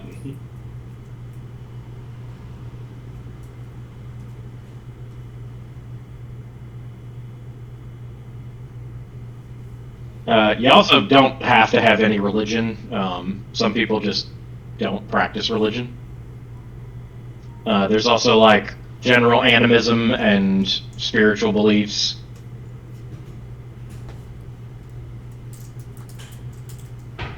I would think that the kind of more of like the general animism bend, but given my connection to what's her name, it's like my background is like the stargazer thing, so I think I'd probably be like, it's like, oh yeah, this seems pretty cool. I want to learn more about this.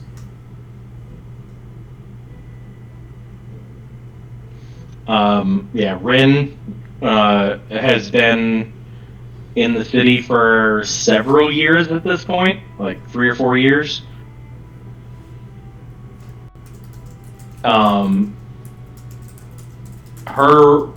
The Cosmic Caravan is like a pantheon, is not like super popular in town. She's the main person who practices that specific religion, and it's very like mixed up with the religion, mixed up with astrology and divination. It's kind of niche and esoteric, even as far as religions go. But it's very popular in certain parts of the world.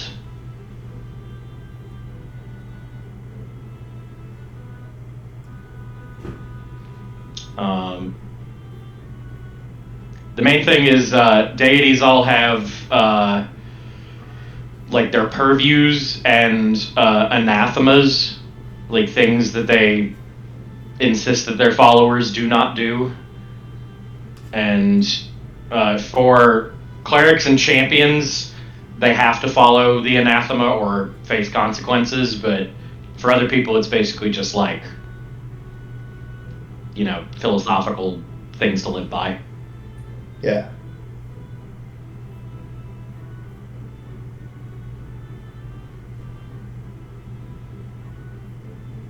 Yeah, so Stephen, if you want to have a deity that you are following, the one that has the most influence over where your life currently at is probably Pharasma. Yeah, Pharasma is probably what I'm going to go with. As soon as you said that, I'm like, yeah, that makes sense. And that would be easy tie into everything. Yeah.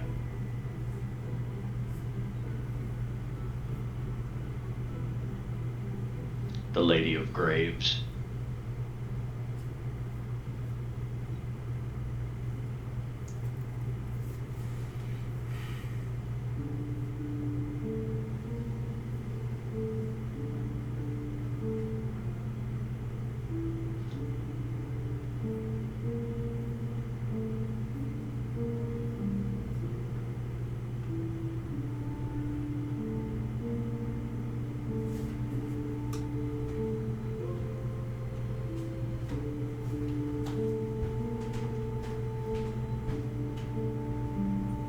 Last one on that list. Yeah, very cool.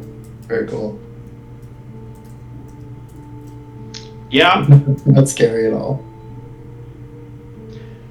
Yeah. No, not it's fine. It's probably fine.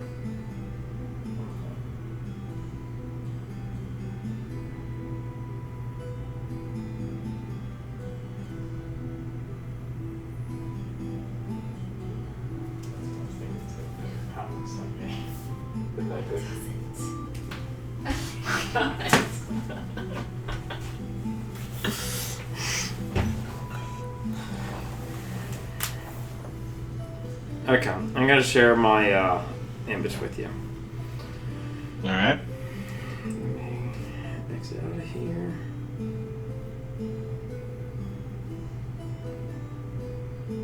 Boop.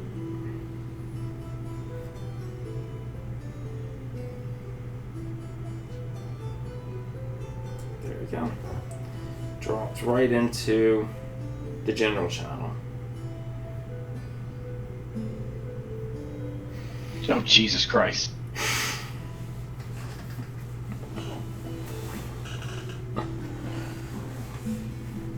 Well, that's the stuff of nightmares. There's a lot going on.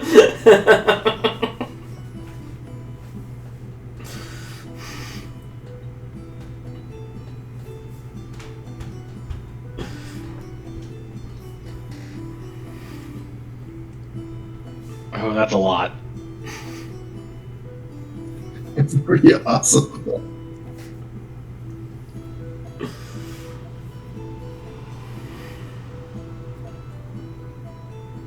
Well, I'm glad I don't have to be staring at that for the next couple of months.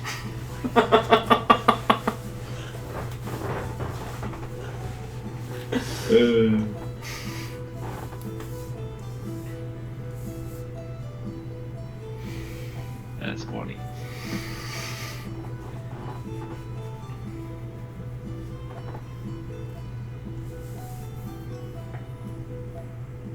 Yeah, see, I didn't have a problem making one that looked like a romance novel when I used a goblin in the prompt. Yeah, it looks like a nightmare creature. Yeah. You should do another prompt that says a hot goblin that looks like he belongs on a romance novel cover. That means to just picture like the handsome Squidward face.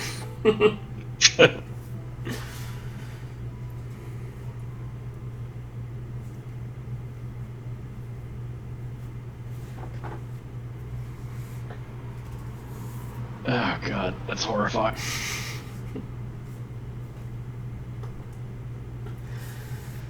I hate that you're making me save this on my computer.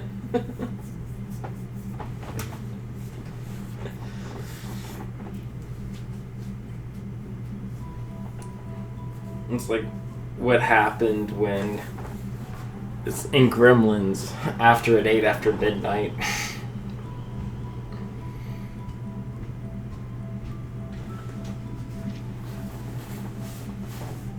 Right before it got stuck in the blender. Yeah, that's what I'm thinking. But it ate like some sort of rainbow like dessert or something. Shit, maybe right after it got stuck in the blender. I think I have a baby in a blender playing card that Jeff made in 9th grade. Oh, somewhere.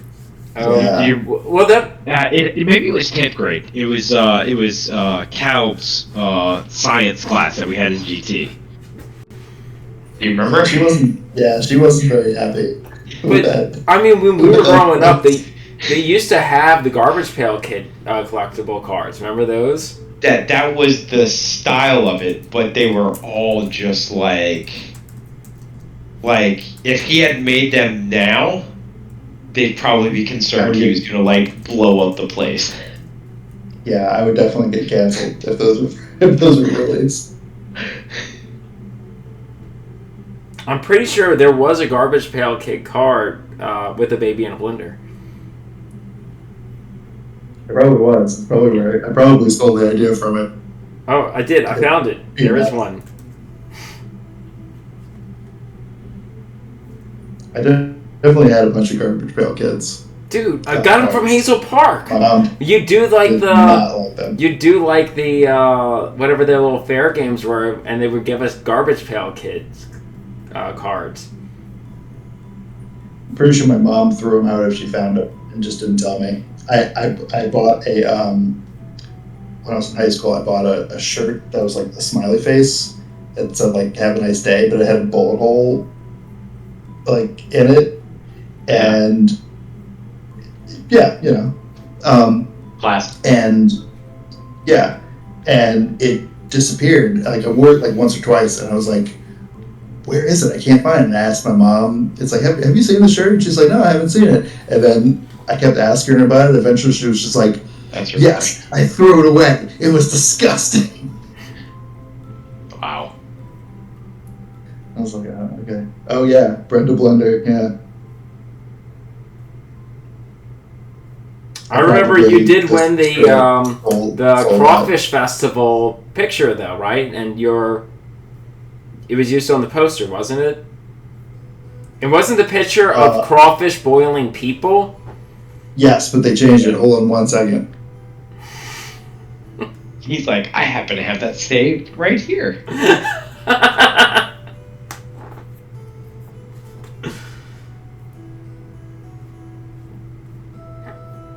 I have a towel. I'm actually using it as like to dry my hands.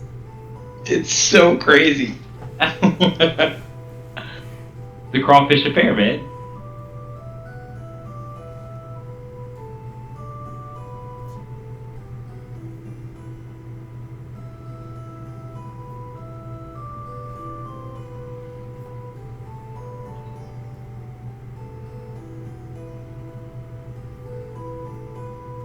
Is there an octopus and a turtle?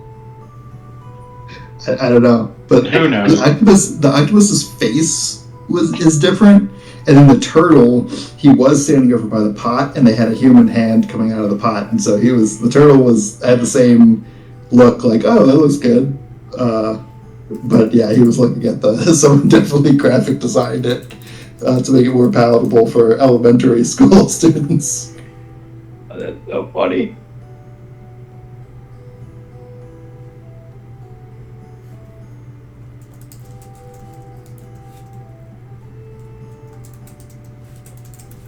Yeah, that was not the octopus's original face. I don't know what it was that they changed, but someone, I think he might have, maybe he had a beak. I don't know. Maybe they just made it look a little nicer.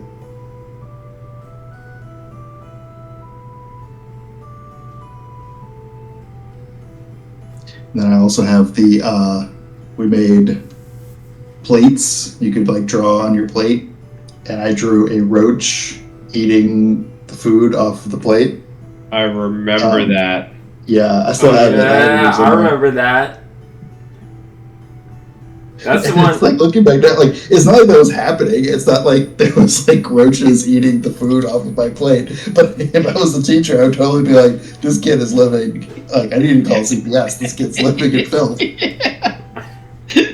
But no. Boiled human hand, roaches in his plate. Yeah. Oh.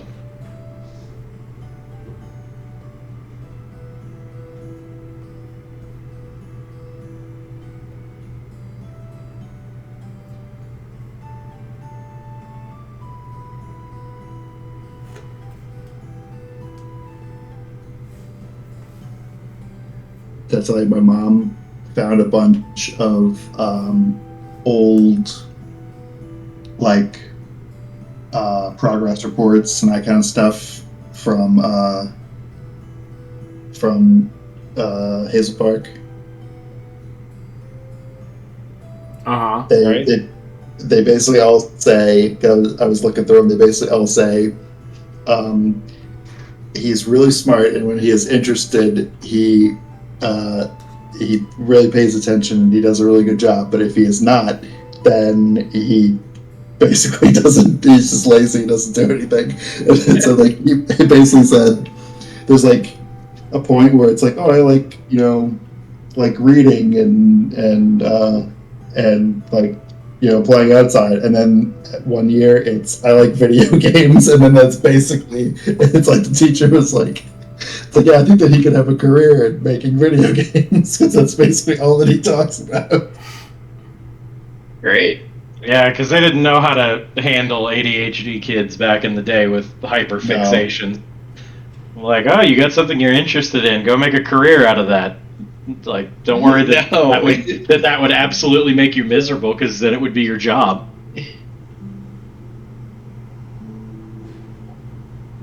yeah, I think that it would be fun to make like a game and like sell it in the App Store or something like that, make some passive income. But the actually doing it is, I don't think I'm ever going to actually do that.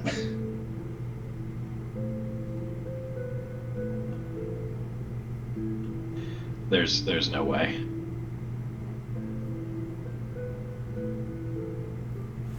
Especially not with what the video game industry has been like lately. Oh yeah. No, it might be fun just if you have some simple projects to throw up on like the App Store, on Steam or something, if you're passionate about building smaller games, but not as a career. Yeah, there's no job security. Funny enough though, you're in walking distance to a game dev company. In Exile is literally located right above Oak Street Brewery. Yeah. I don't want to actually work in the games industry. If I did make something, it would just be like a little thing. I would just like put it on the App Store, and if I got any money at all from it, then I'd be like, okay, cool. I wouldn't have like any I wouldn't be mandatory pay money, and I wouldn't have any like forced ads. It would basically be like, if you want, you want this extra little thing, you can watch an ad and get a little bonus. Or just throw it on Way to do it, dude. yeah. I'm totally fine with ads in that sense, where it's like I choose to do this thing to get a little boost or something, or like pay $5 and you get a little package of some stuff. Ad free. Right, exactly. Yeah, like that. That's, I think that method for mobile games is totally fine. There's definitely been games that I've played that are kind of fun and I'm into, but then just The ads will just show up and it's just like, yeah, delete. yeah, even if it's like a couple of seconds, it's just like, I don't want to do this.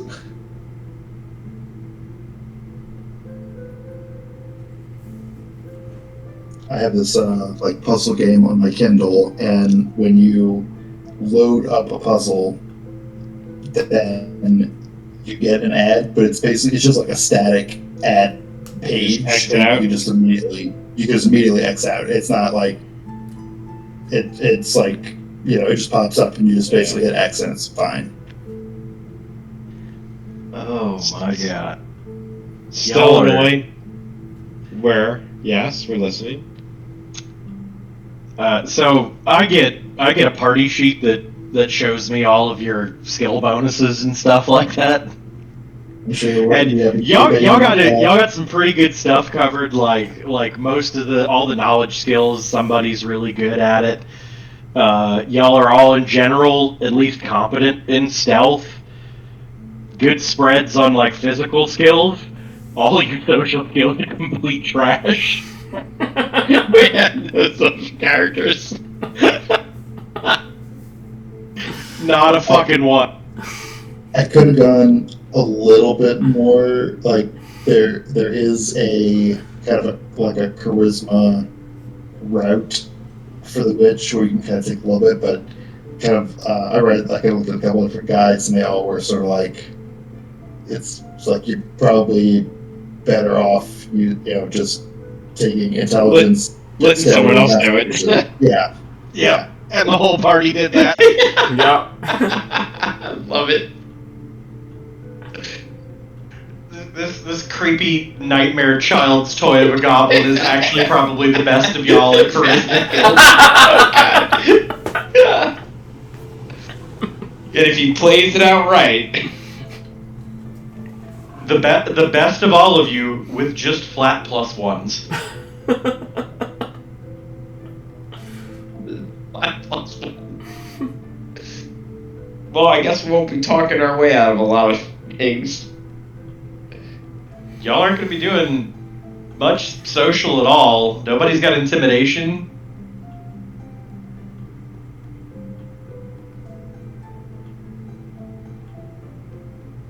Oh god, a yellow bunch of murder hobos. I think we might be. It might be. That's our solution. Oh, I'm gonna have to start adding bourbon to the tea. Sorry, babe. It's a Tuesday. I gotta get sloth. I get smashed just so I can handle looking at these characters. No, not a fucking one of you. I'm guessing Dave doesn't. He's played Rogue. Yeah. Yeah. He's not gonna be a social rogue. He's trained in a couple of social skills, but he's still got a negative charisma. Oh. Because he had to play a fucking dwarf. I mean, okay.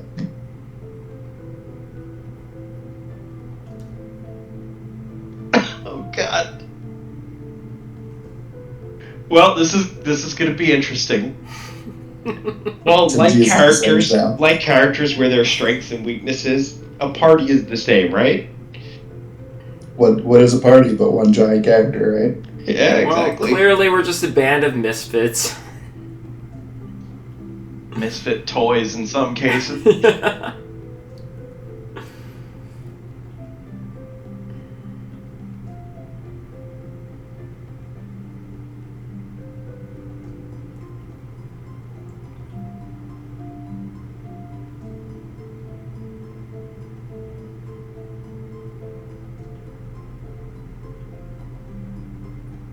I'm gonna look at all the different people that the adventure or the player's guide mentions and come up with how I feel about them. You have been in the town for pretty much your entire life, so yeah, you would know most of the people in town.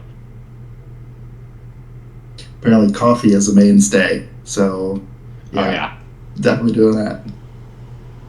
All right, so the quick version here is skipping over the whole Galarian as a prison world for a world-eating, devouring deity. The major historical points is Galarian is a post-apocalyptic world. Thousands of years ago, an asteroid hit the planet and wiped out most of human civilization. And everybody rebuilt after that. Elves are actually aliens who fucked off to another planet when that happened. And came back like 1,000 years later and went, oh, this place looks like shit now. Okay. The major historical point there is the ancient civilization that got destroyed was the Aslanti and their Atlantis. And one of the few survivors was Eredin, who became a god when he found the asteroid that fell to the planet and touched it. He became a god.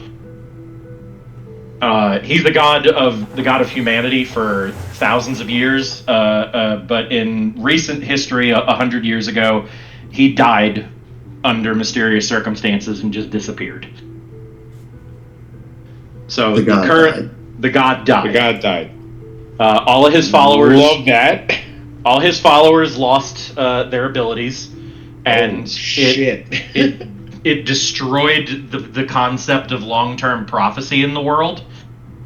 So that's why this is called the Age of Lost Omens, because you can do short-term auguries, but prophecy as a actual magic does not work anymore. Yeah. Very cool. Very cool. Yeah. Love that. There is a huge map. This entire game is taking place on the island that Eredin rose from the bottom of the sea to build the city at the center of the world on. So Absalom is like Sharn in Eberron. It's the biggest city. It has hundreds and hundreds of thousands of people. It's the most cosmopolitan city, and it is a few days walk away from where this game will be taking place. So The island that this game is on is Kortos, part of the Starstone Islands. And Otari is the village. Otari got founded about 500 years ago when a group of adventurers settled here. They named the town after one of their number who died. And the town has kind of fallen and prospered up and down over the centuries, but has been a pretty stable logging and fishing village now for a couple of 100 years. Okay. And some of the descendants of those heroes who founded the town still run it.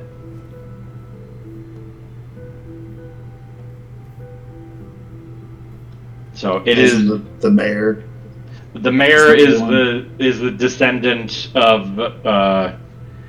Esefna Menhemi, the cleric for that party of heroes from 500 years ago.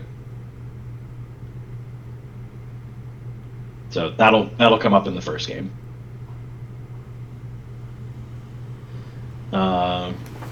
Rhys will pretty much have been in and out of this town his entire life. Given the lore's taken, Ted's character would probably have been here for a while and taken a weird morbid interest in this town for some reason.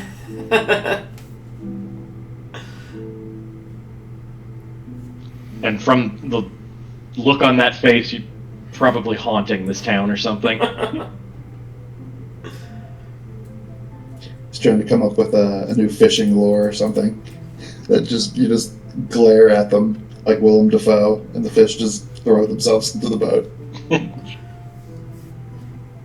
This is giving me distinctly old Greg vibes.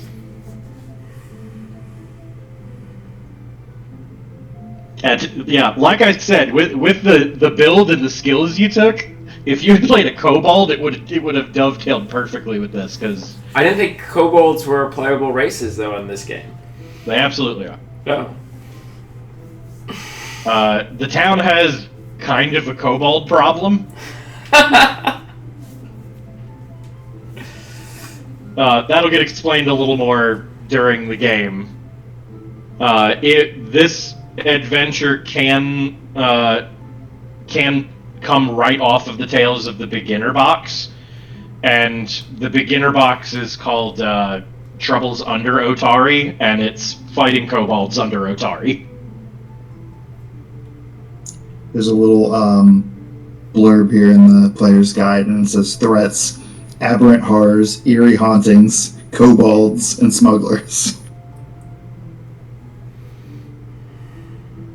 Yeah. That about sums it up.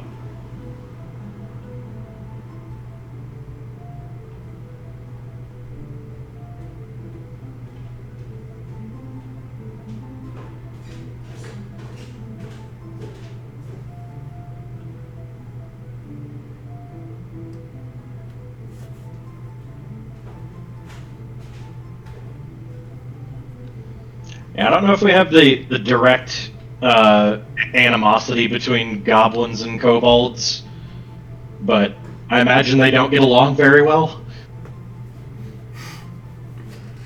No, I wouldn't imagine. If nothing, they're just competing for the same places to live.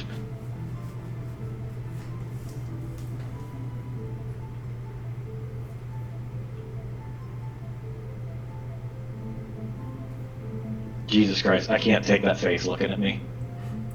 That is gonna haunt my dreams.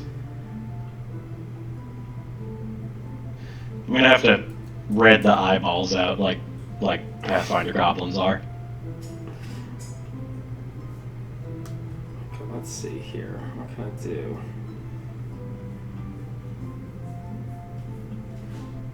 Wow. Almost everybody's got dark vision. I have low light vision. I can give my familiar dark vision and share senses with it if I need to. That would work fine. Hold your cat in front of you as you're walking. Yeah.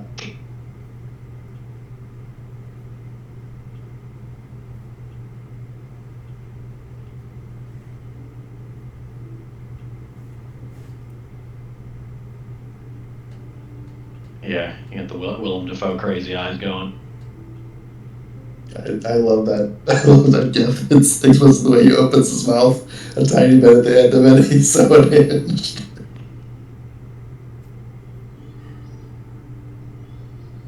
This is going to be an interesting game. I think I can change my avatar just for this Discord. Oh no.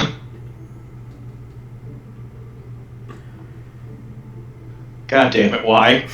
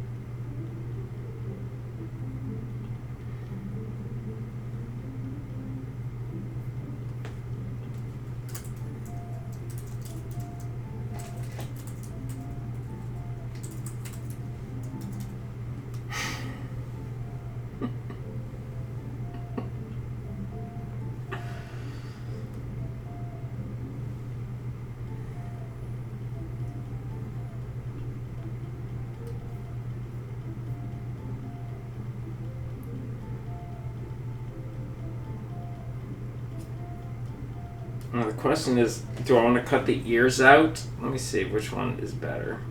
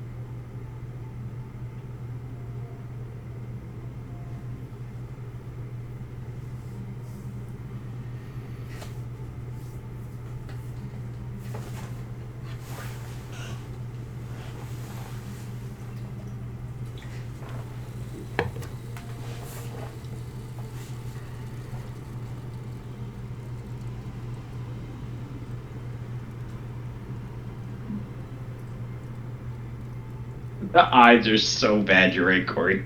The eyes are so bad on it. It gets worse the longer you look at I it. know. Each time I go back and look at it.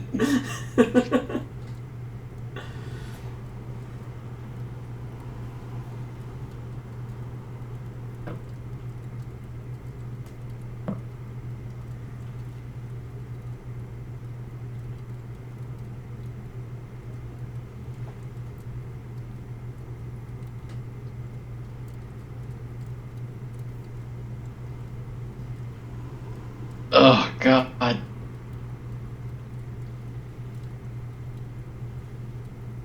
It's staring into my soul.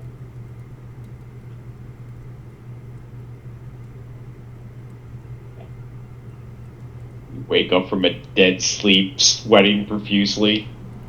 That image seared in your brain. It's your new sleep paralysis demon. Yeah. Yeah, it definitely is.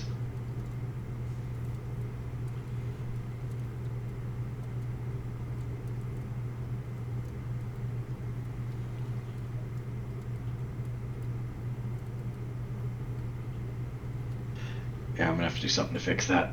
That's horrifying.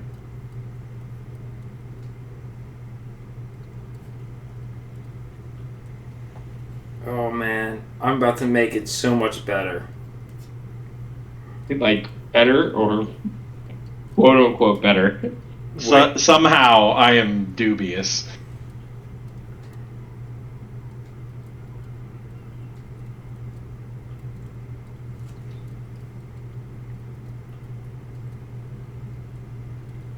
Okay, let's see here.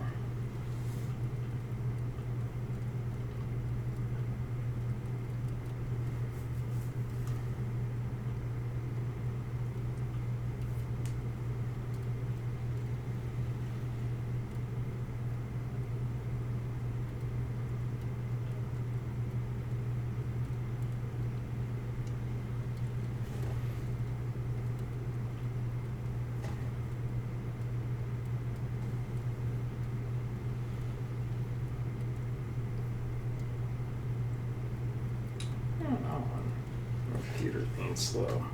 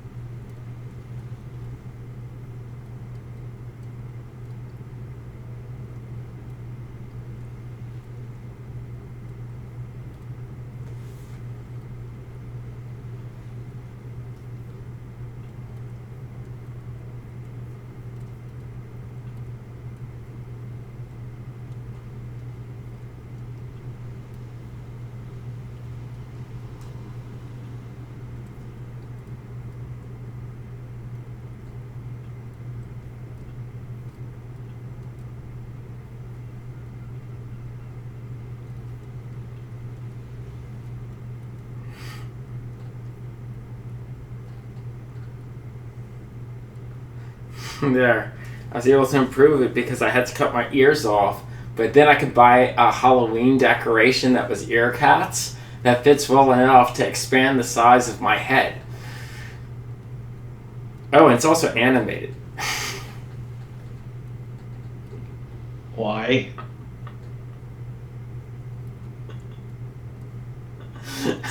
Yeah, that's horrific.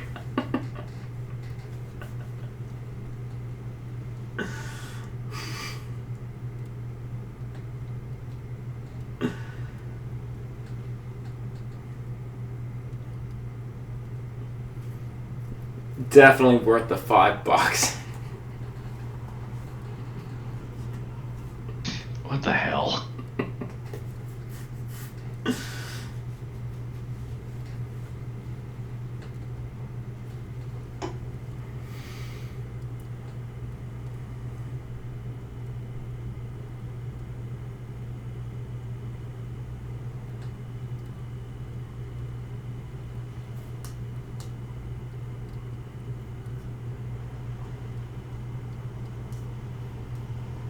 Okay, let me make sure that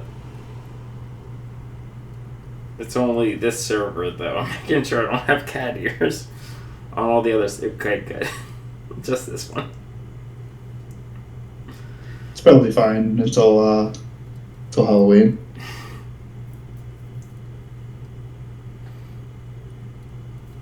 It doesn't quite look right on my normal avatar because it's got background.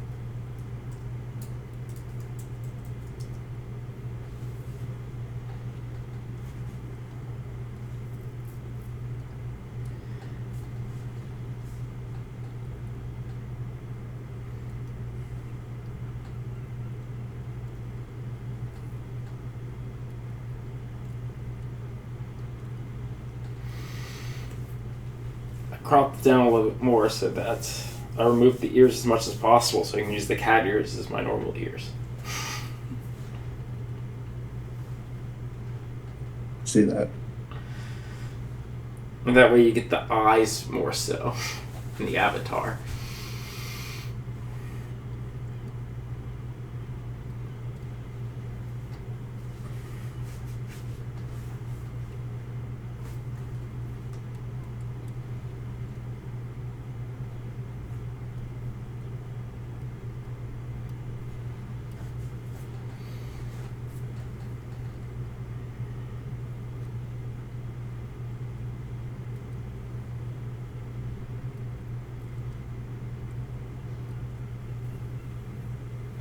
Alright, Steven, I got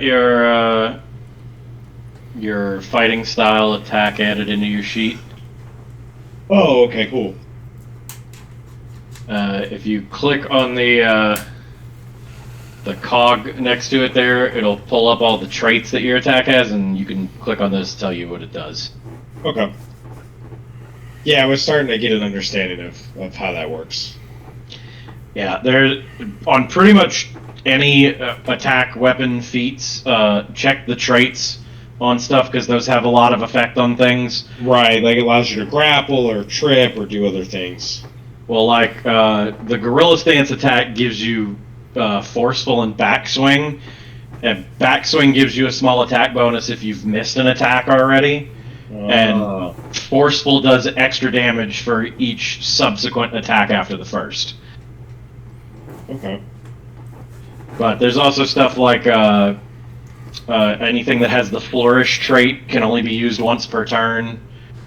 There's some things that are marked as opener. They have to be your first action in a turn, things like that. Gotcha. And same thing with spells. They all have different traits that do different stuff. So common sense stuff like spells with a mental trait don't affect mindless creatures. Any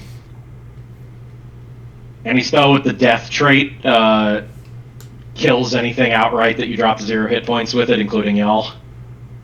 God, its eyes are even worse on the fantasy grounds. Yeah. I'm gonna have to do something about that.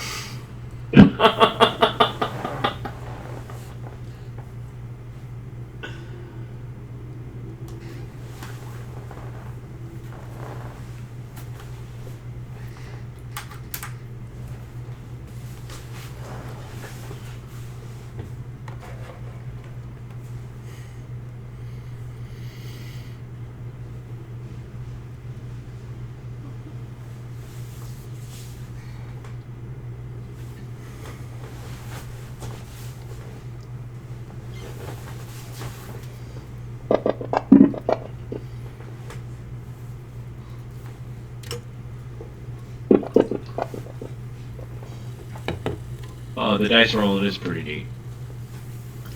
Whoa, it doesn't even show what you roll when you roll in the dice tower, though? Nope. That's for doing secret rolls. Oh, that's neat. It only shows it to you. Yep. Oh, that's fantastic. What a nice feature. So, like, Way to build suspense. most perception checks are secret rolls. You don't get to know the results, except for what I tell you. And knowledge checks work like that. I mean, it makes total sense. Yeah. And for instance, if you have the dubious knowledge feat, you get incorrect knowledge more easily. So you need to not know when you failed a knowledge check. Right. Yeah, I have it.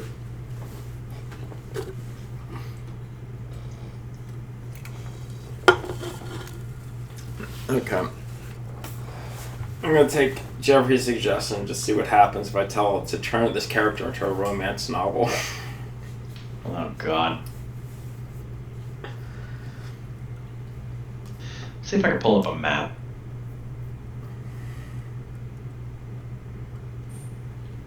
Whenever you get a chance, Corey, if you could just check to make sure that I have everything that I should have on my sheet, and if I, and make sure I don't have anything extra.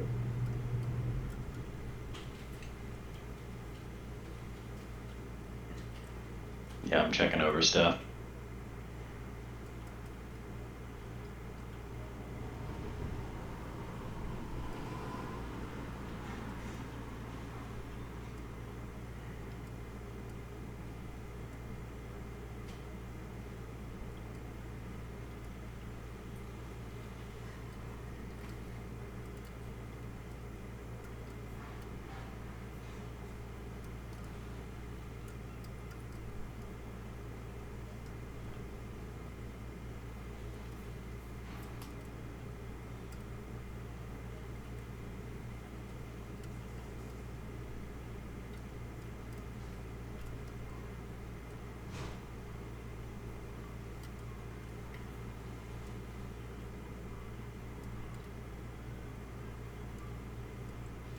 Oh, you must accidentally hit the add a level button at some point. Yeah, I think I actually, yeah, I think I did. That's why your spell casting is off.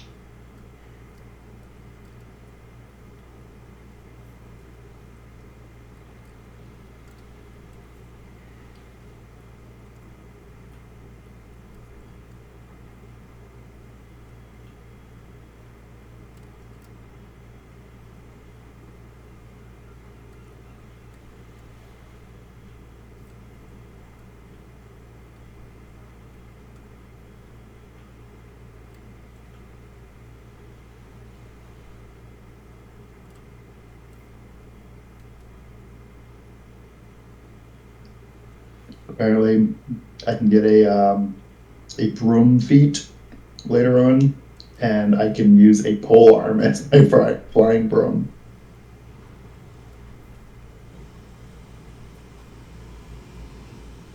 Oh, that's incredibly silly. I'm reading this like little guide, and it's like if you choose to do that, you should probably take a little bit of strength. That way, you can use the pole arm.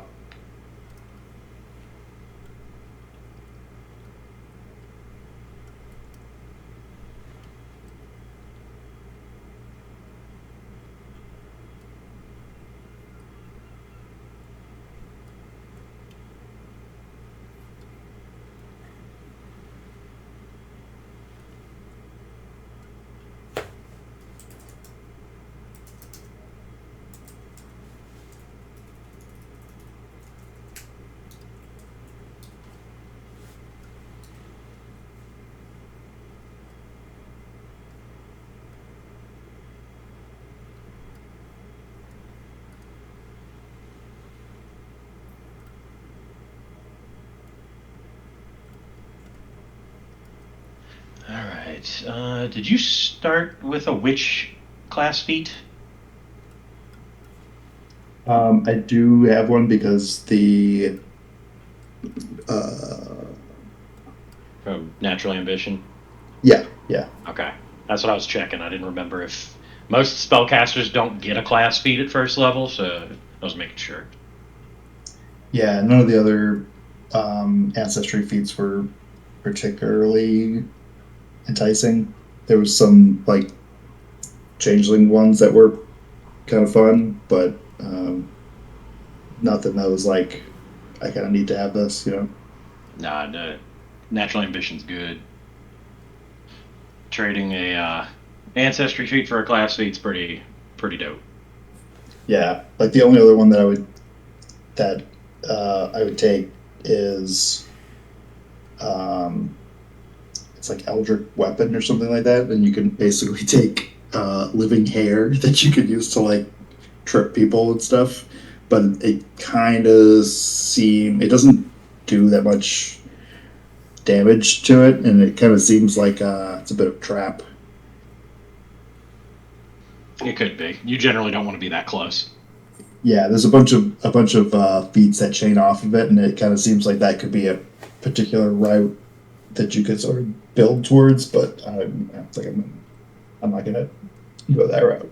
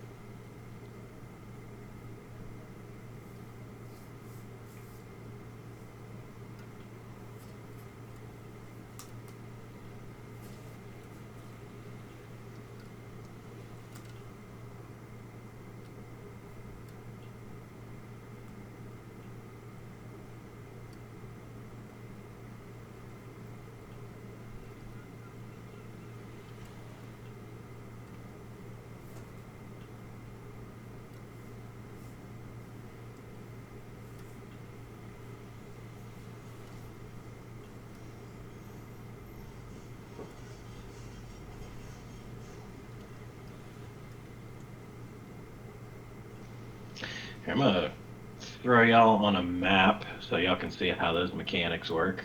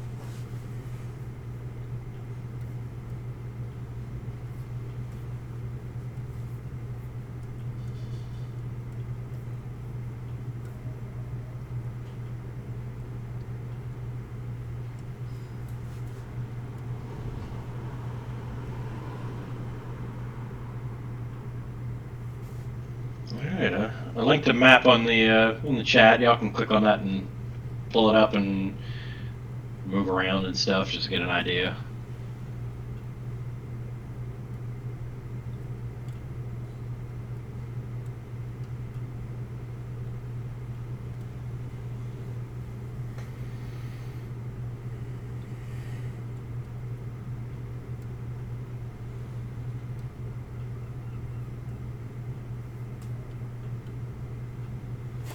Oh god, I hit the view mode toggle to the token, and Ted's character is right there glaring at me.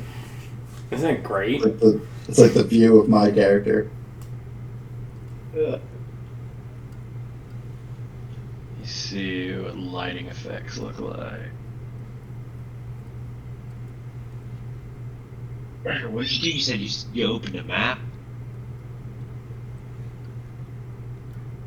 Yeah, in the chat box, there's a link there. Oh, I see. Battle map, Cave 1.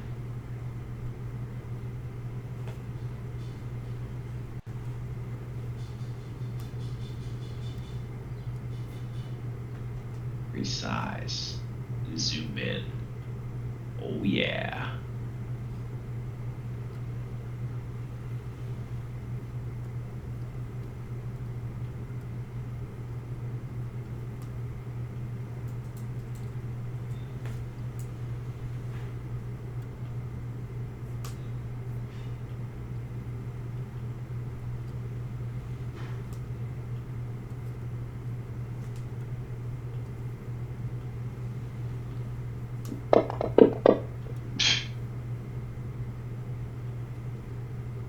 And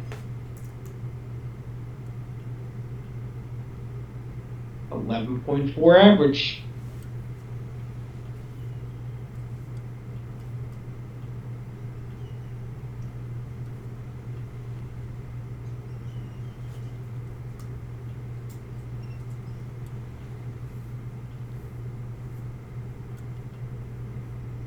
Two 20s, 319. That's crazy.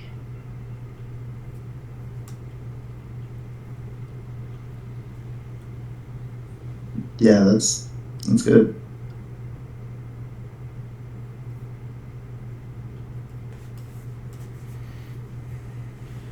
So if you want to do any attacks, you can pull up your action tab. You control click on a target, and then you can double click on the action bonus and it'll roll a die for it. Roll click on a target.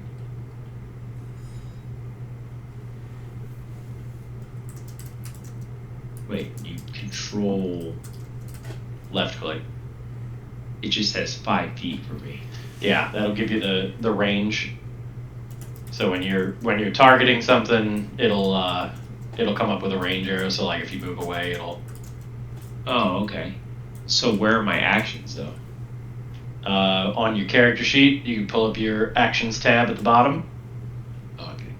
How do I get to my character sheet? Click on my character, actions. Boom. Gorilla Slam.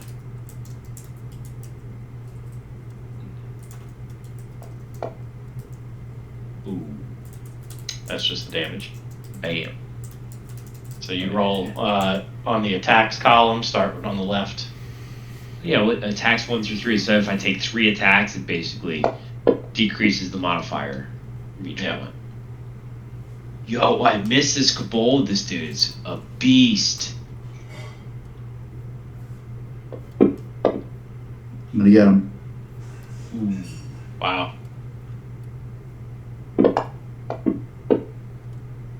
Ooh. Failure. How do you change your dice again, Jeff? In the very top right corner, there's a little dice, and under the tool banner, there's a little dice. There's a couple of them. There's a bunch of them you can unlock for like $5, but I didn't do that. Yeah, screw that. Yeah, they sell big old packs, but what if mine show up?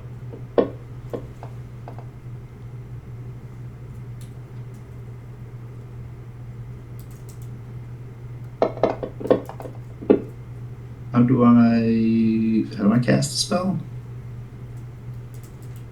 All right, so yours is a little more complicated. You would do the same thing. Control left click a target, and you need to be on combat mode. And on the right, next to all your spells, there'll be little buttons. So, for electric arc, just target and then roll. Hit the reflex, and it'll roll reflex saves for him.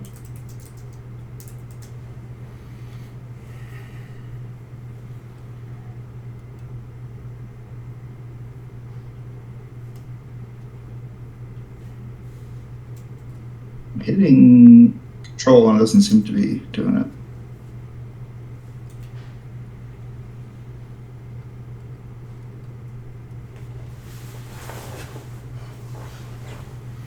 I showed you targeting a second ago.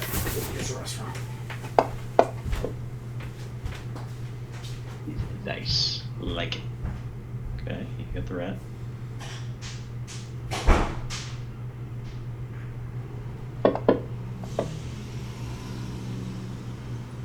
I say. I just force them to make a.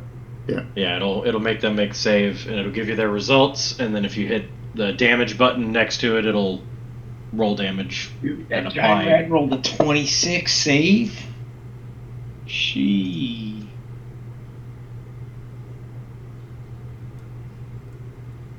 Oh my god. How did it roll a 26 save? That's super rad. A 19 on the die. Has +7? Jeez. At first level, the things that you are really good at will be a +7. Yeah, don't fuck with the rats, dude. You're gonna have to get used to much bigger modifier numbers than 5e. Is that a con save? Rats, I imagine, have great constitution saves. They're hardy motherfuckers.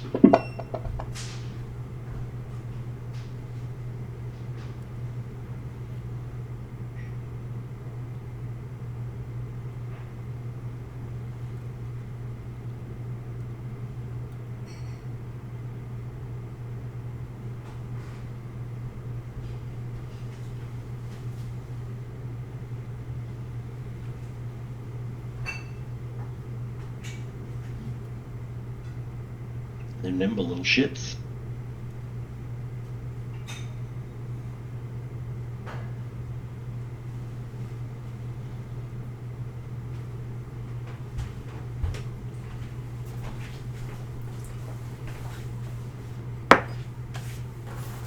I think that we're going to be good friends, Steven, because I have a lot of like debuff and buff spells that I can like throw on there to help you out.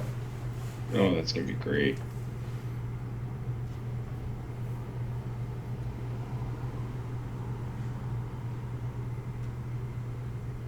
And if you do any debuffs, I can extend them. Oh, neat.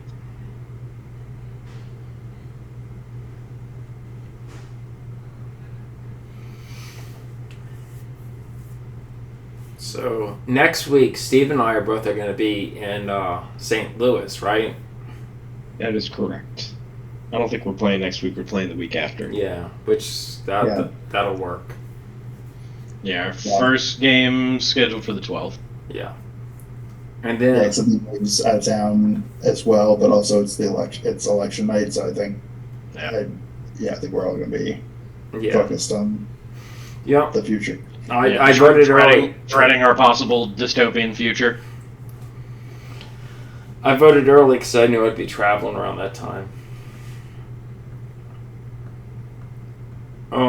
And then after that, I know for Thanksgiving, I'm going to be gone from the 22nd to the 2nd. Well, I'm going to be in Colorado.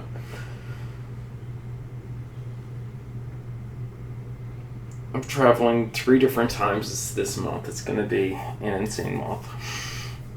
I bet you Colorado's nice right now. I'm looking forward to it. We're going to go to the hot springs. That sounds great. See what happens if I put a light spell on one of you.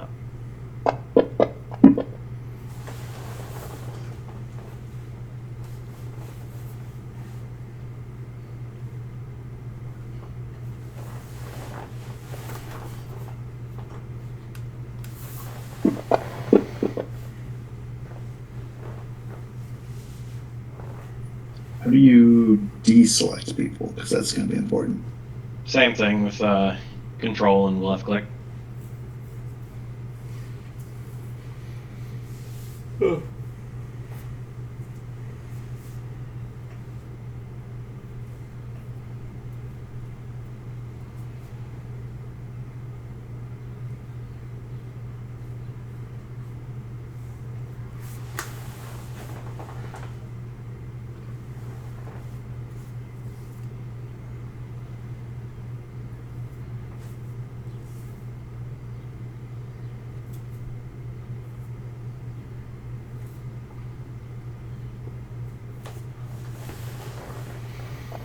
Let's see if I got Ted's shit working right.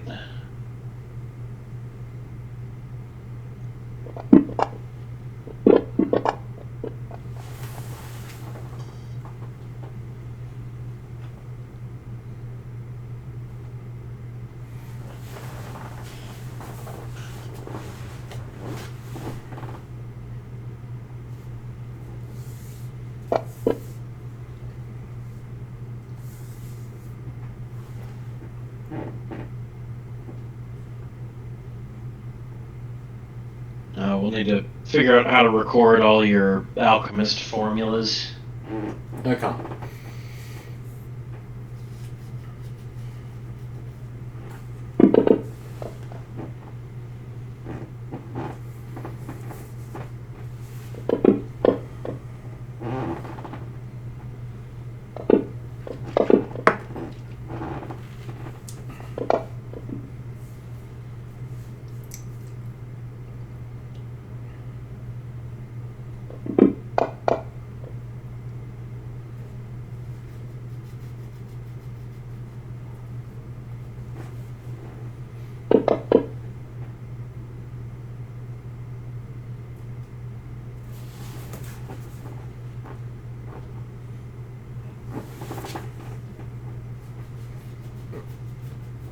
So you enjoying the Dungeon Master's Guide so far, Jeffrey?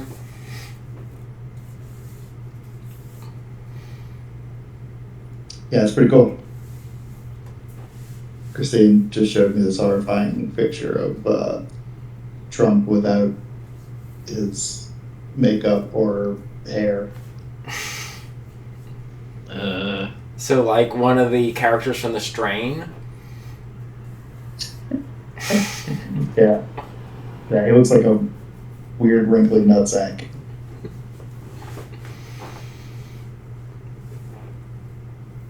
That's like giving too much credit, I think, comparing him to a nutsack. Well, I hate that.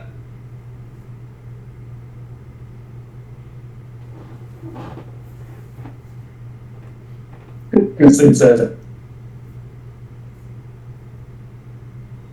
Uh-oh. November's the perfect time to get rid of your rotten pumpkins. I know we carved pumpkins on Sunday or Saturday. I want to say it was Saturday, and we left it on the table, and it was already slimy and gross by today. We had to throw our pumpkin away. Too much sun. Oh, damn. That's Oh, really that's quick. crazy. Yeah. If usually they last like a pretty decent Yeah, time. Well, I mean, we're cooler here, so, but ours are fine. Yeah, we had to stop putting fruit on our table because we get that afternoon sun, and it just and we forgot on the Brandon's table, and it was gross. Yeah, we might get one tomorrow. So but, we enjoyed our carved. We enjoyed our carved pumpkin for all of like 2 or 3 days. Yeah, that's pretty crazy.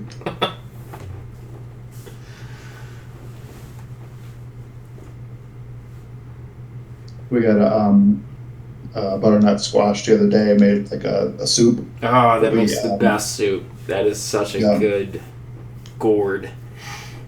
Yeah, but we roasted the pumpkin, the seeds, and like Christine loved them. So we're probably gonna get a pumpkin tomorrow. And so you know what Andrea did is she did them 3 different ways, but the best way, and I don't know what else she put in it, but she got some like toasted shaved coconut and mixed it in with the pumpkin seeds. Oh yeah, that sounds nice. It made them just like good. Yeah, slightly sweet. It was so good. Yeah, we just put like a bunch of salt. I think like a tiny bit of oil to like toss it in when we roasted it, and then just like a bunch of salt, and it was really good. I bet you curried pumpkin seeds would taste really good too. Oh yeah. But we made a salad to go with it, so we put it like with the soup, and we put some of the pumpkin seeds and on top of the soup. That would be great as just like a topper. We put it on the salad. We put it in with the salad. It was pumpkin seeds, I think, feta, apple. Yeah, Christine. Feta, apple, pumpkin seeds, tomato. Do we use tomato? No. It was good. It was really good. We made like just like a what kind of dressing did we make?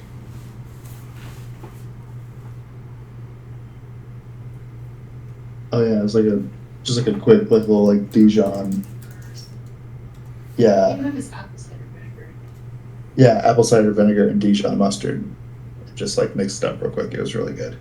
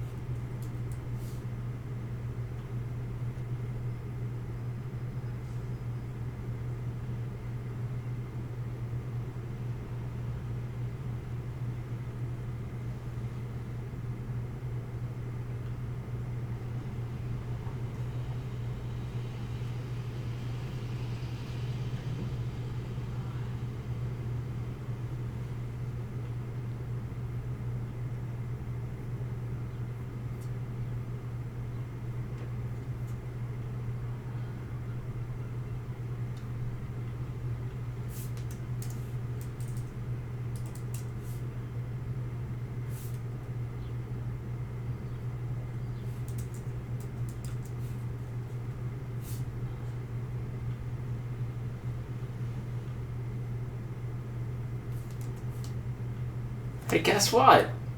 Thanks, Jeff. Oh God.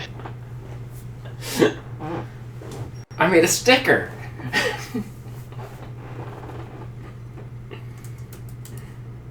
Yeah, on my side it just says "uh-oh." Yeah, mine too. That's great. Love that.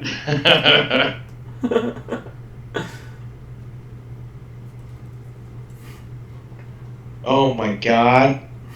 His profile of the server is that damn picture with his ears flapping. Oh God, they're cat ears. How did you do that, Ted? I spent $5 on a Halloween decoration, cropped my ears off the image that allowed me to expand the size of my profile picture. Spent $5 to troll us. It was worth it. Yes. Especially since they animate. Yeah, it's pretty neat actually.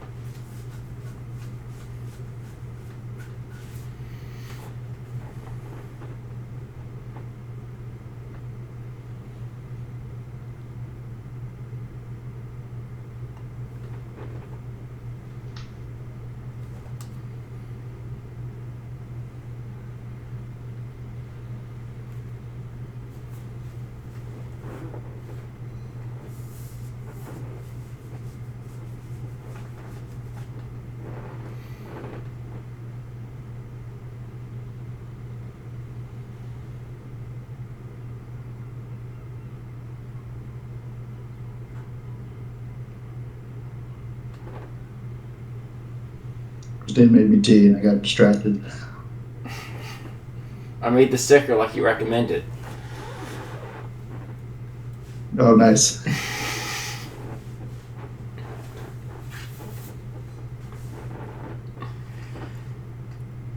I'm sorry, Corey.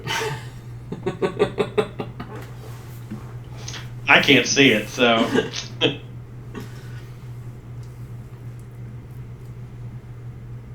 Are you choosing not to, or are you? Nope, it shows up as a blank square on my screen that just says "uh-oh." Really? That's hilarious. Yep. I can see it just fine. Yeah, it shows up uh-oh for me as well. That's weird. You have turbo? I do, yeah. You know, I think I might as well. Yeah, I think that's what it is. I bought Turbo because I manage the departmental Discord. So just to be able to have larger size files that I can upload and larger messages. Every time I come back to the Discord general, William Defoe's face is just like It's just there. just there.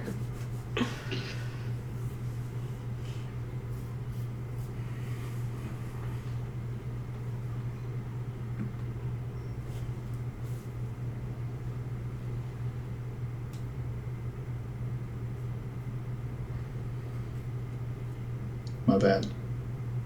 No, it's all good.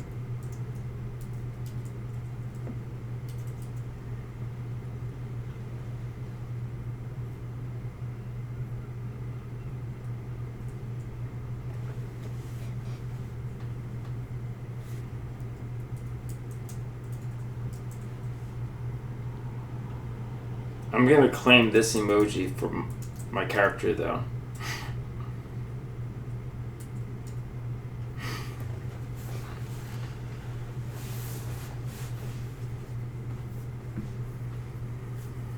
Yeah, that makes sense.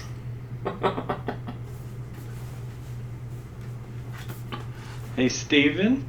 Yo.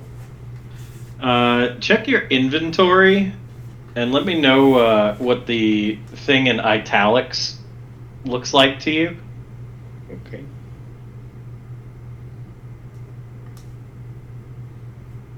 Oh, that's cool. I want to do that. Let me see. How do I do that? My inventory.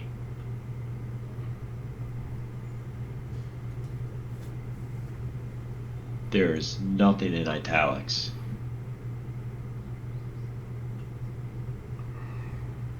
Should be down toward the bottom.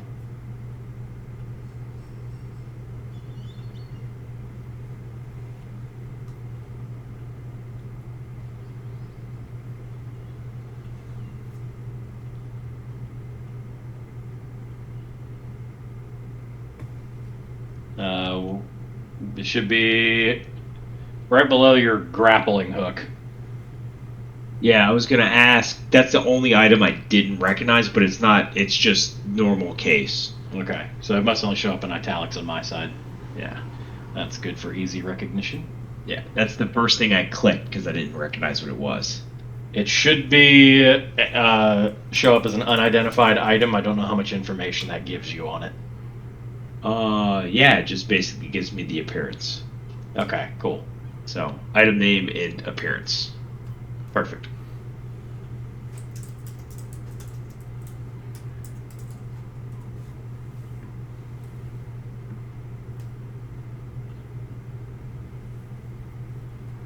Gonna modify that a little further.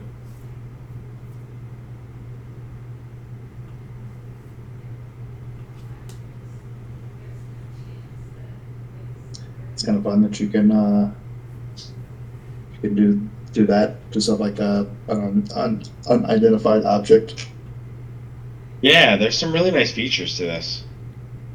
Yeah, it's got a little bit of a learning curve, but Fantasy Grounds has a lot of functionality. Yeah, the character creation I'm not the biggest fan of. But a lot of the other features are like super nice. Yeah, that's one of my gripes is that character creation really kind of basically needs Path Builder alongside it to make sure that it goes smoothly. Mm-hmm. Because it's easy to accidentally add other things and forget things, and it needs a little bit of tweaking on character creation for sure. Yeah, it's not like super clear what like things do, and like I inadvertently gave myself a level, which apparently is like not reversible. When we go to move you to level 2,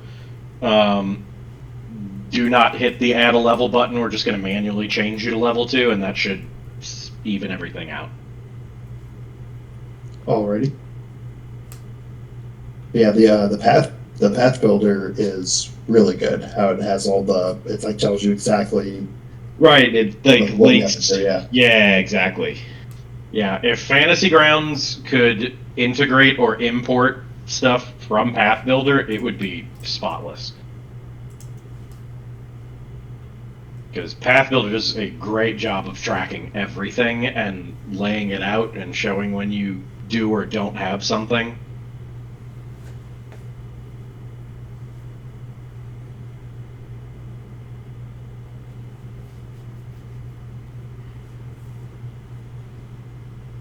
Oh, good God.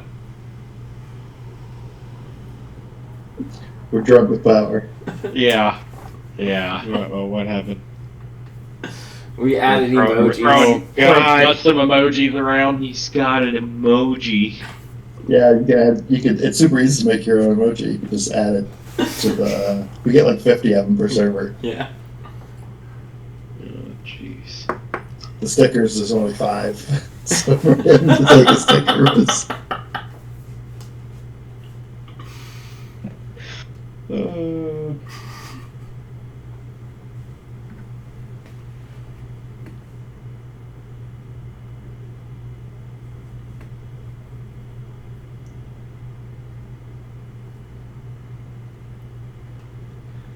forget where that's.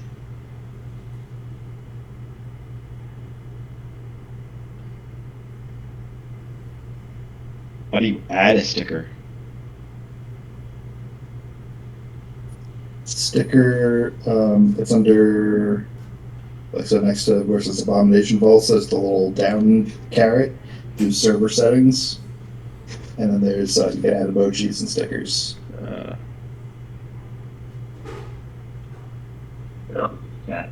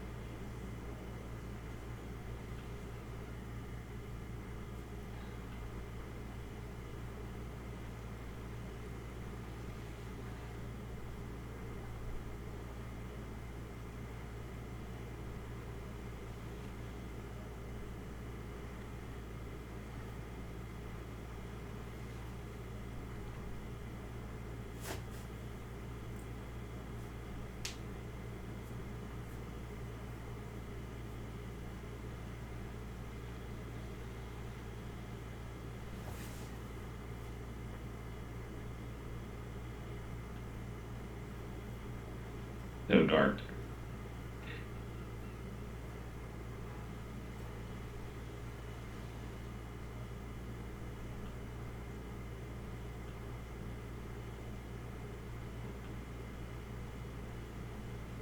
We should all have access to those, to all the different stickers and emojis too.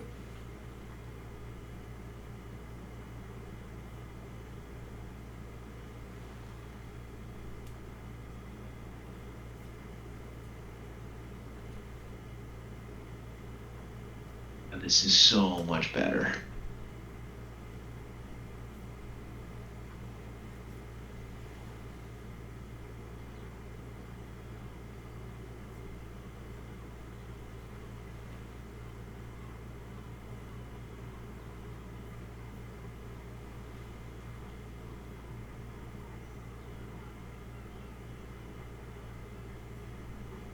Is it still playing music? I hear like seagulls in the background or something, maybe. Yeah. Yeah, I switched it to just an ambiance track.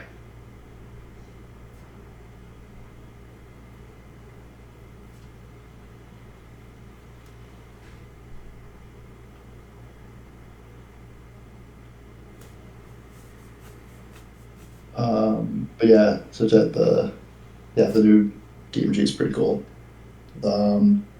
Just flip through a little bit. One of the main things is like there's like treasure themes now, so you could be like arcane treasure, and like that's as the table for that stuff, which was present in older systems where it would say like they had like type whatever treasure. But yeah, fifth edition did not do treasure well at all. So often No. just kind of like, what are you supposed to, give out here? So this has like some better guidance, which is nice.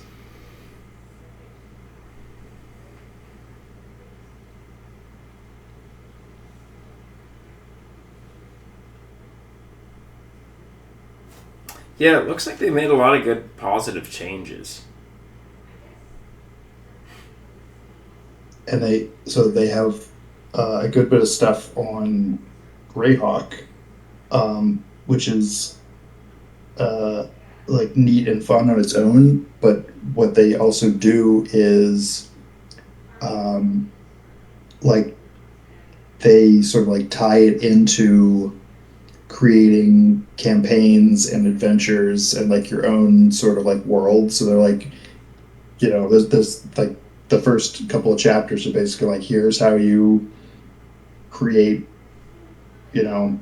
like like create a world and like a town hub and like adventures, and then it gives you basically like the Greyhawk stuff is almost like an example of how to like utilize all those principles, which I think is a really neat way to bring it in,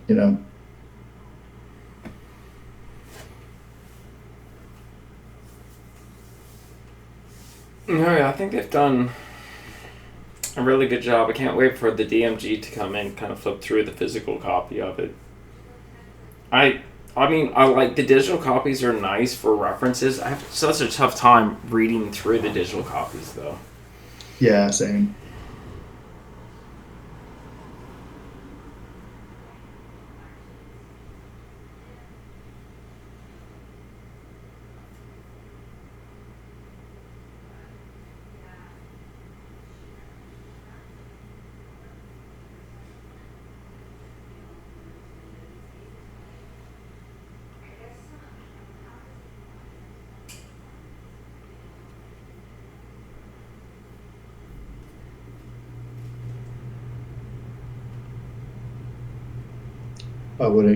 When it comes in, make sure. I think it was page. Oh, there were some pages that some of them have like a misprint. They're kind of a little blurry. So I can tell you which pages you can look at when you actually get the book.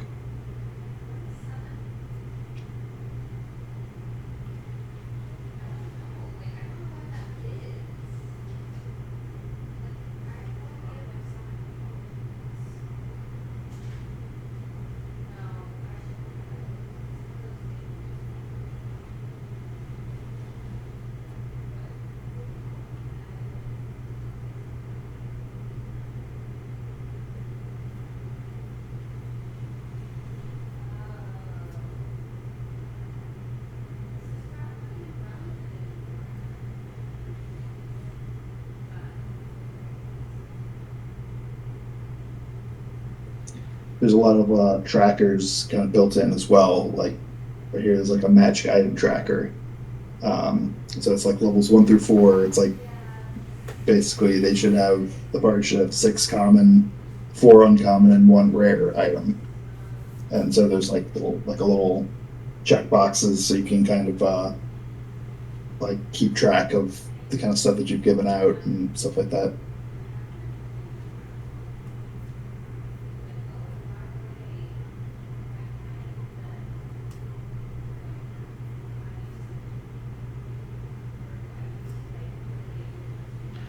I really wish Discord would give me a reason why it's not letting me upload certain sounds. Yeah, I found Discord is really great with some stuff, and the stuff that it is bad at, it is frustratingly bad because it often doesn't. It's not good at telling you. Silently why the fails. error. Silent failures. Yeah. Yes. Yeah, so I tried to upload a different background for my emoji, and it told me the file was too large, but it's like a quarter of the size. Well, make sure it's got to be 128 by 128 as well. So it'll rescale the actual size, but you have to give it something that's 128 by 128. You can use an online image resizer to do that. So I took I took the same picture that I uploaded for the first one, but I just removed the background on the second one. It made the file smaller. It was the same ratio, but then it told me that the file was too large. Oh, that's weird. Yeah, size-wise. Yeah, size-wise. Okay. I think megabyte size-wise. It's got to be what 128. 256 kilobytes for an emoji. Oh well, it'll compress it down to 256. Yeah. So the first one I uploaded was 2 megabytes. The second one was 379 kilobytes. So I don't know.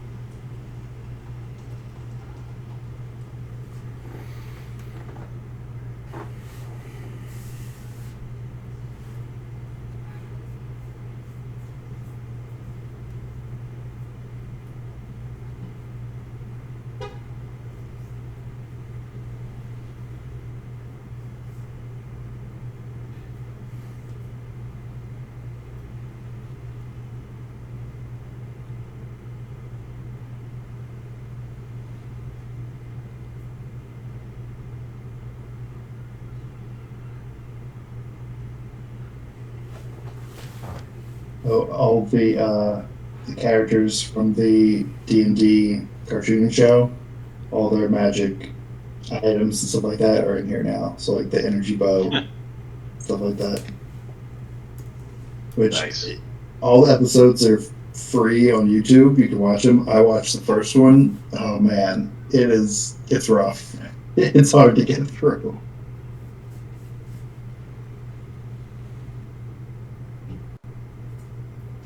It's got that like 80s like He-Man. I don't know. There's a whole bunch of cartoons that are like in that vein that they're just. It's like I don't know. I don't know how to describe it. Like exactly. They're just. They're rough.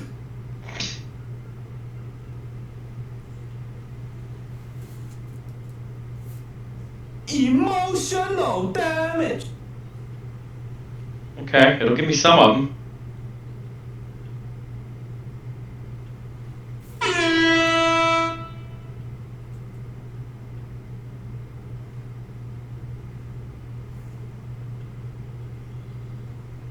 It's gotta be a file size thing or something.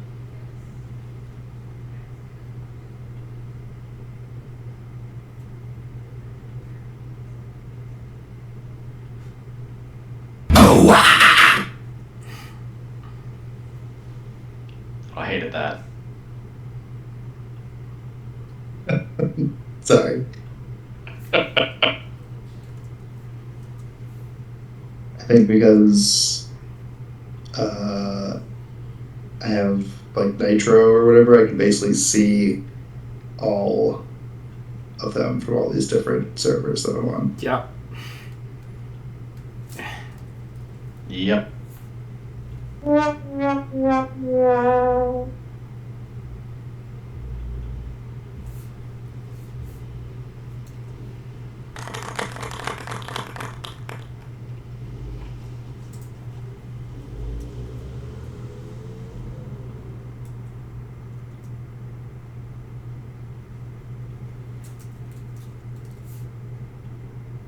Whoopsie.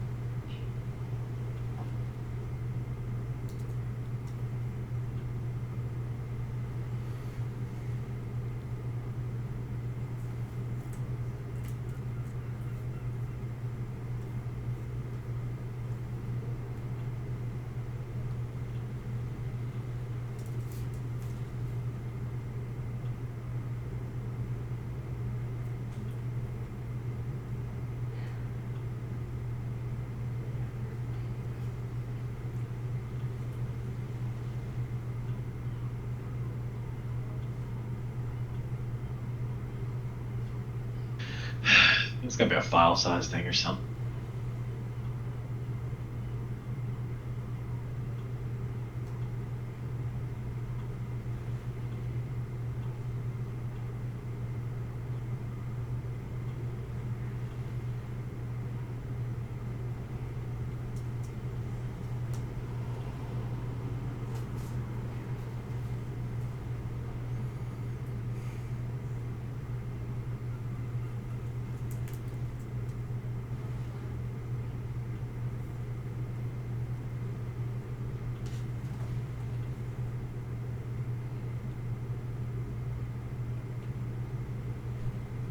Found soundboard library.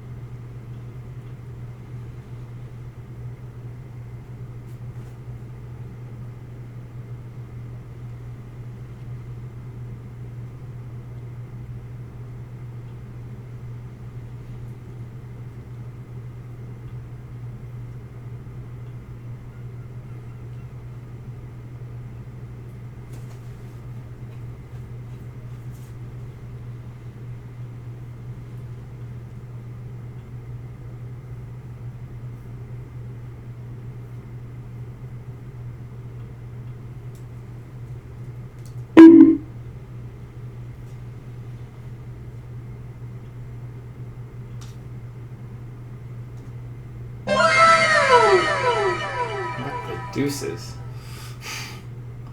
I'm like, with the soundboard.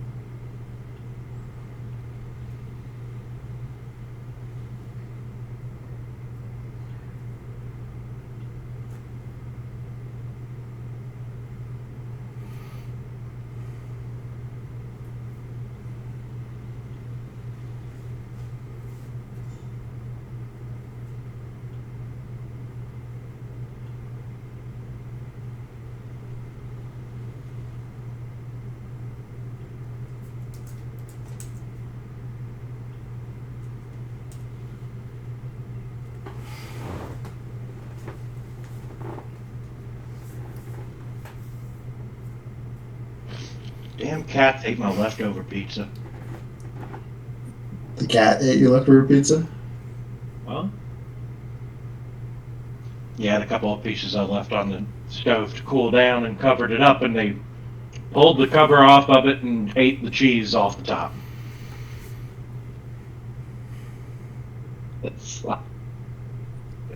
Velcro he would just like love pizza crusts. He would just like lick them and like chew on them, even when he didn't have any teeth. And he pretty recently, he passed away quite a few years ago. Pretty recently, we were cleaning up and we moved the TV stand and we found a pizza crust right there. That's crazy. Cat ownership is a joy.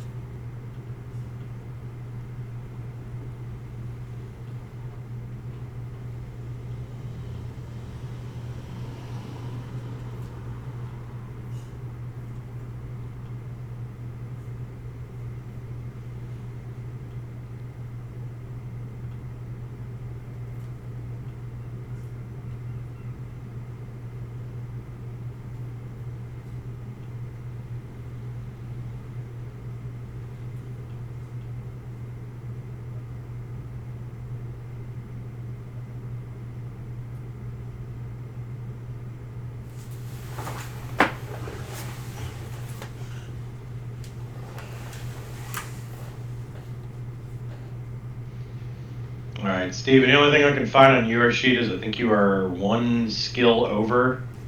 One skill over. Okay. Yeah, after switching backgrounds there. Because I see you got one regular skill in lore from your background, and then you get four. Yeah, I probably have to go see what acrobatics gave me and remove that. That would make sense. Yeah, you get 4 plus your intelligence from your class, and I think that's all I see. Okay. I would pull medicine off. Yeah.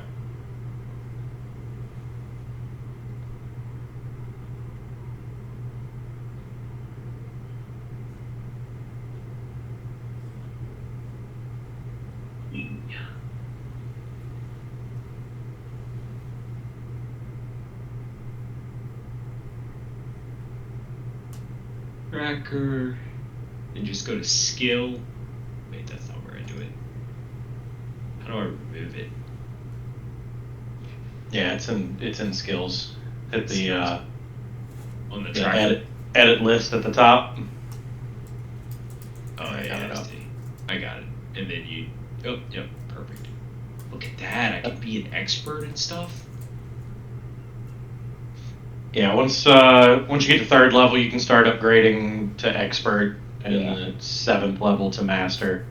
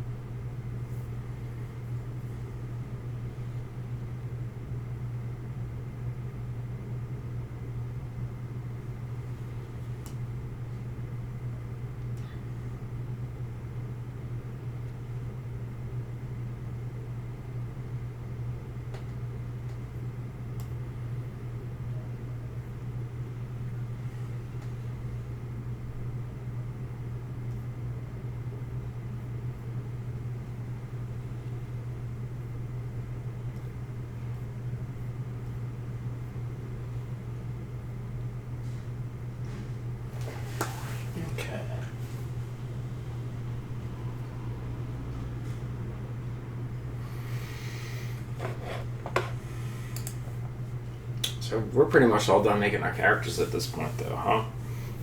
Yeah, I got some bookkeeping stuff to do on the back end, but I think all the major decisions have been made. Excellent.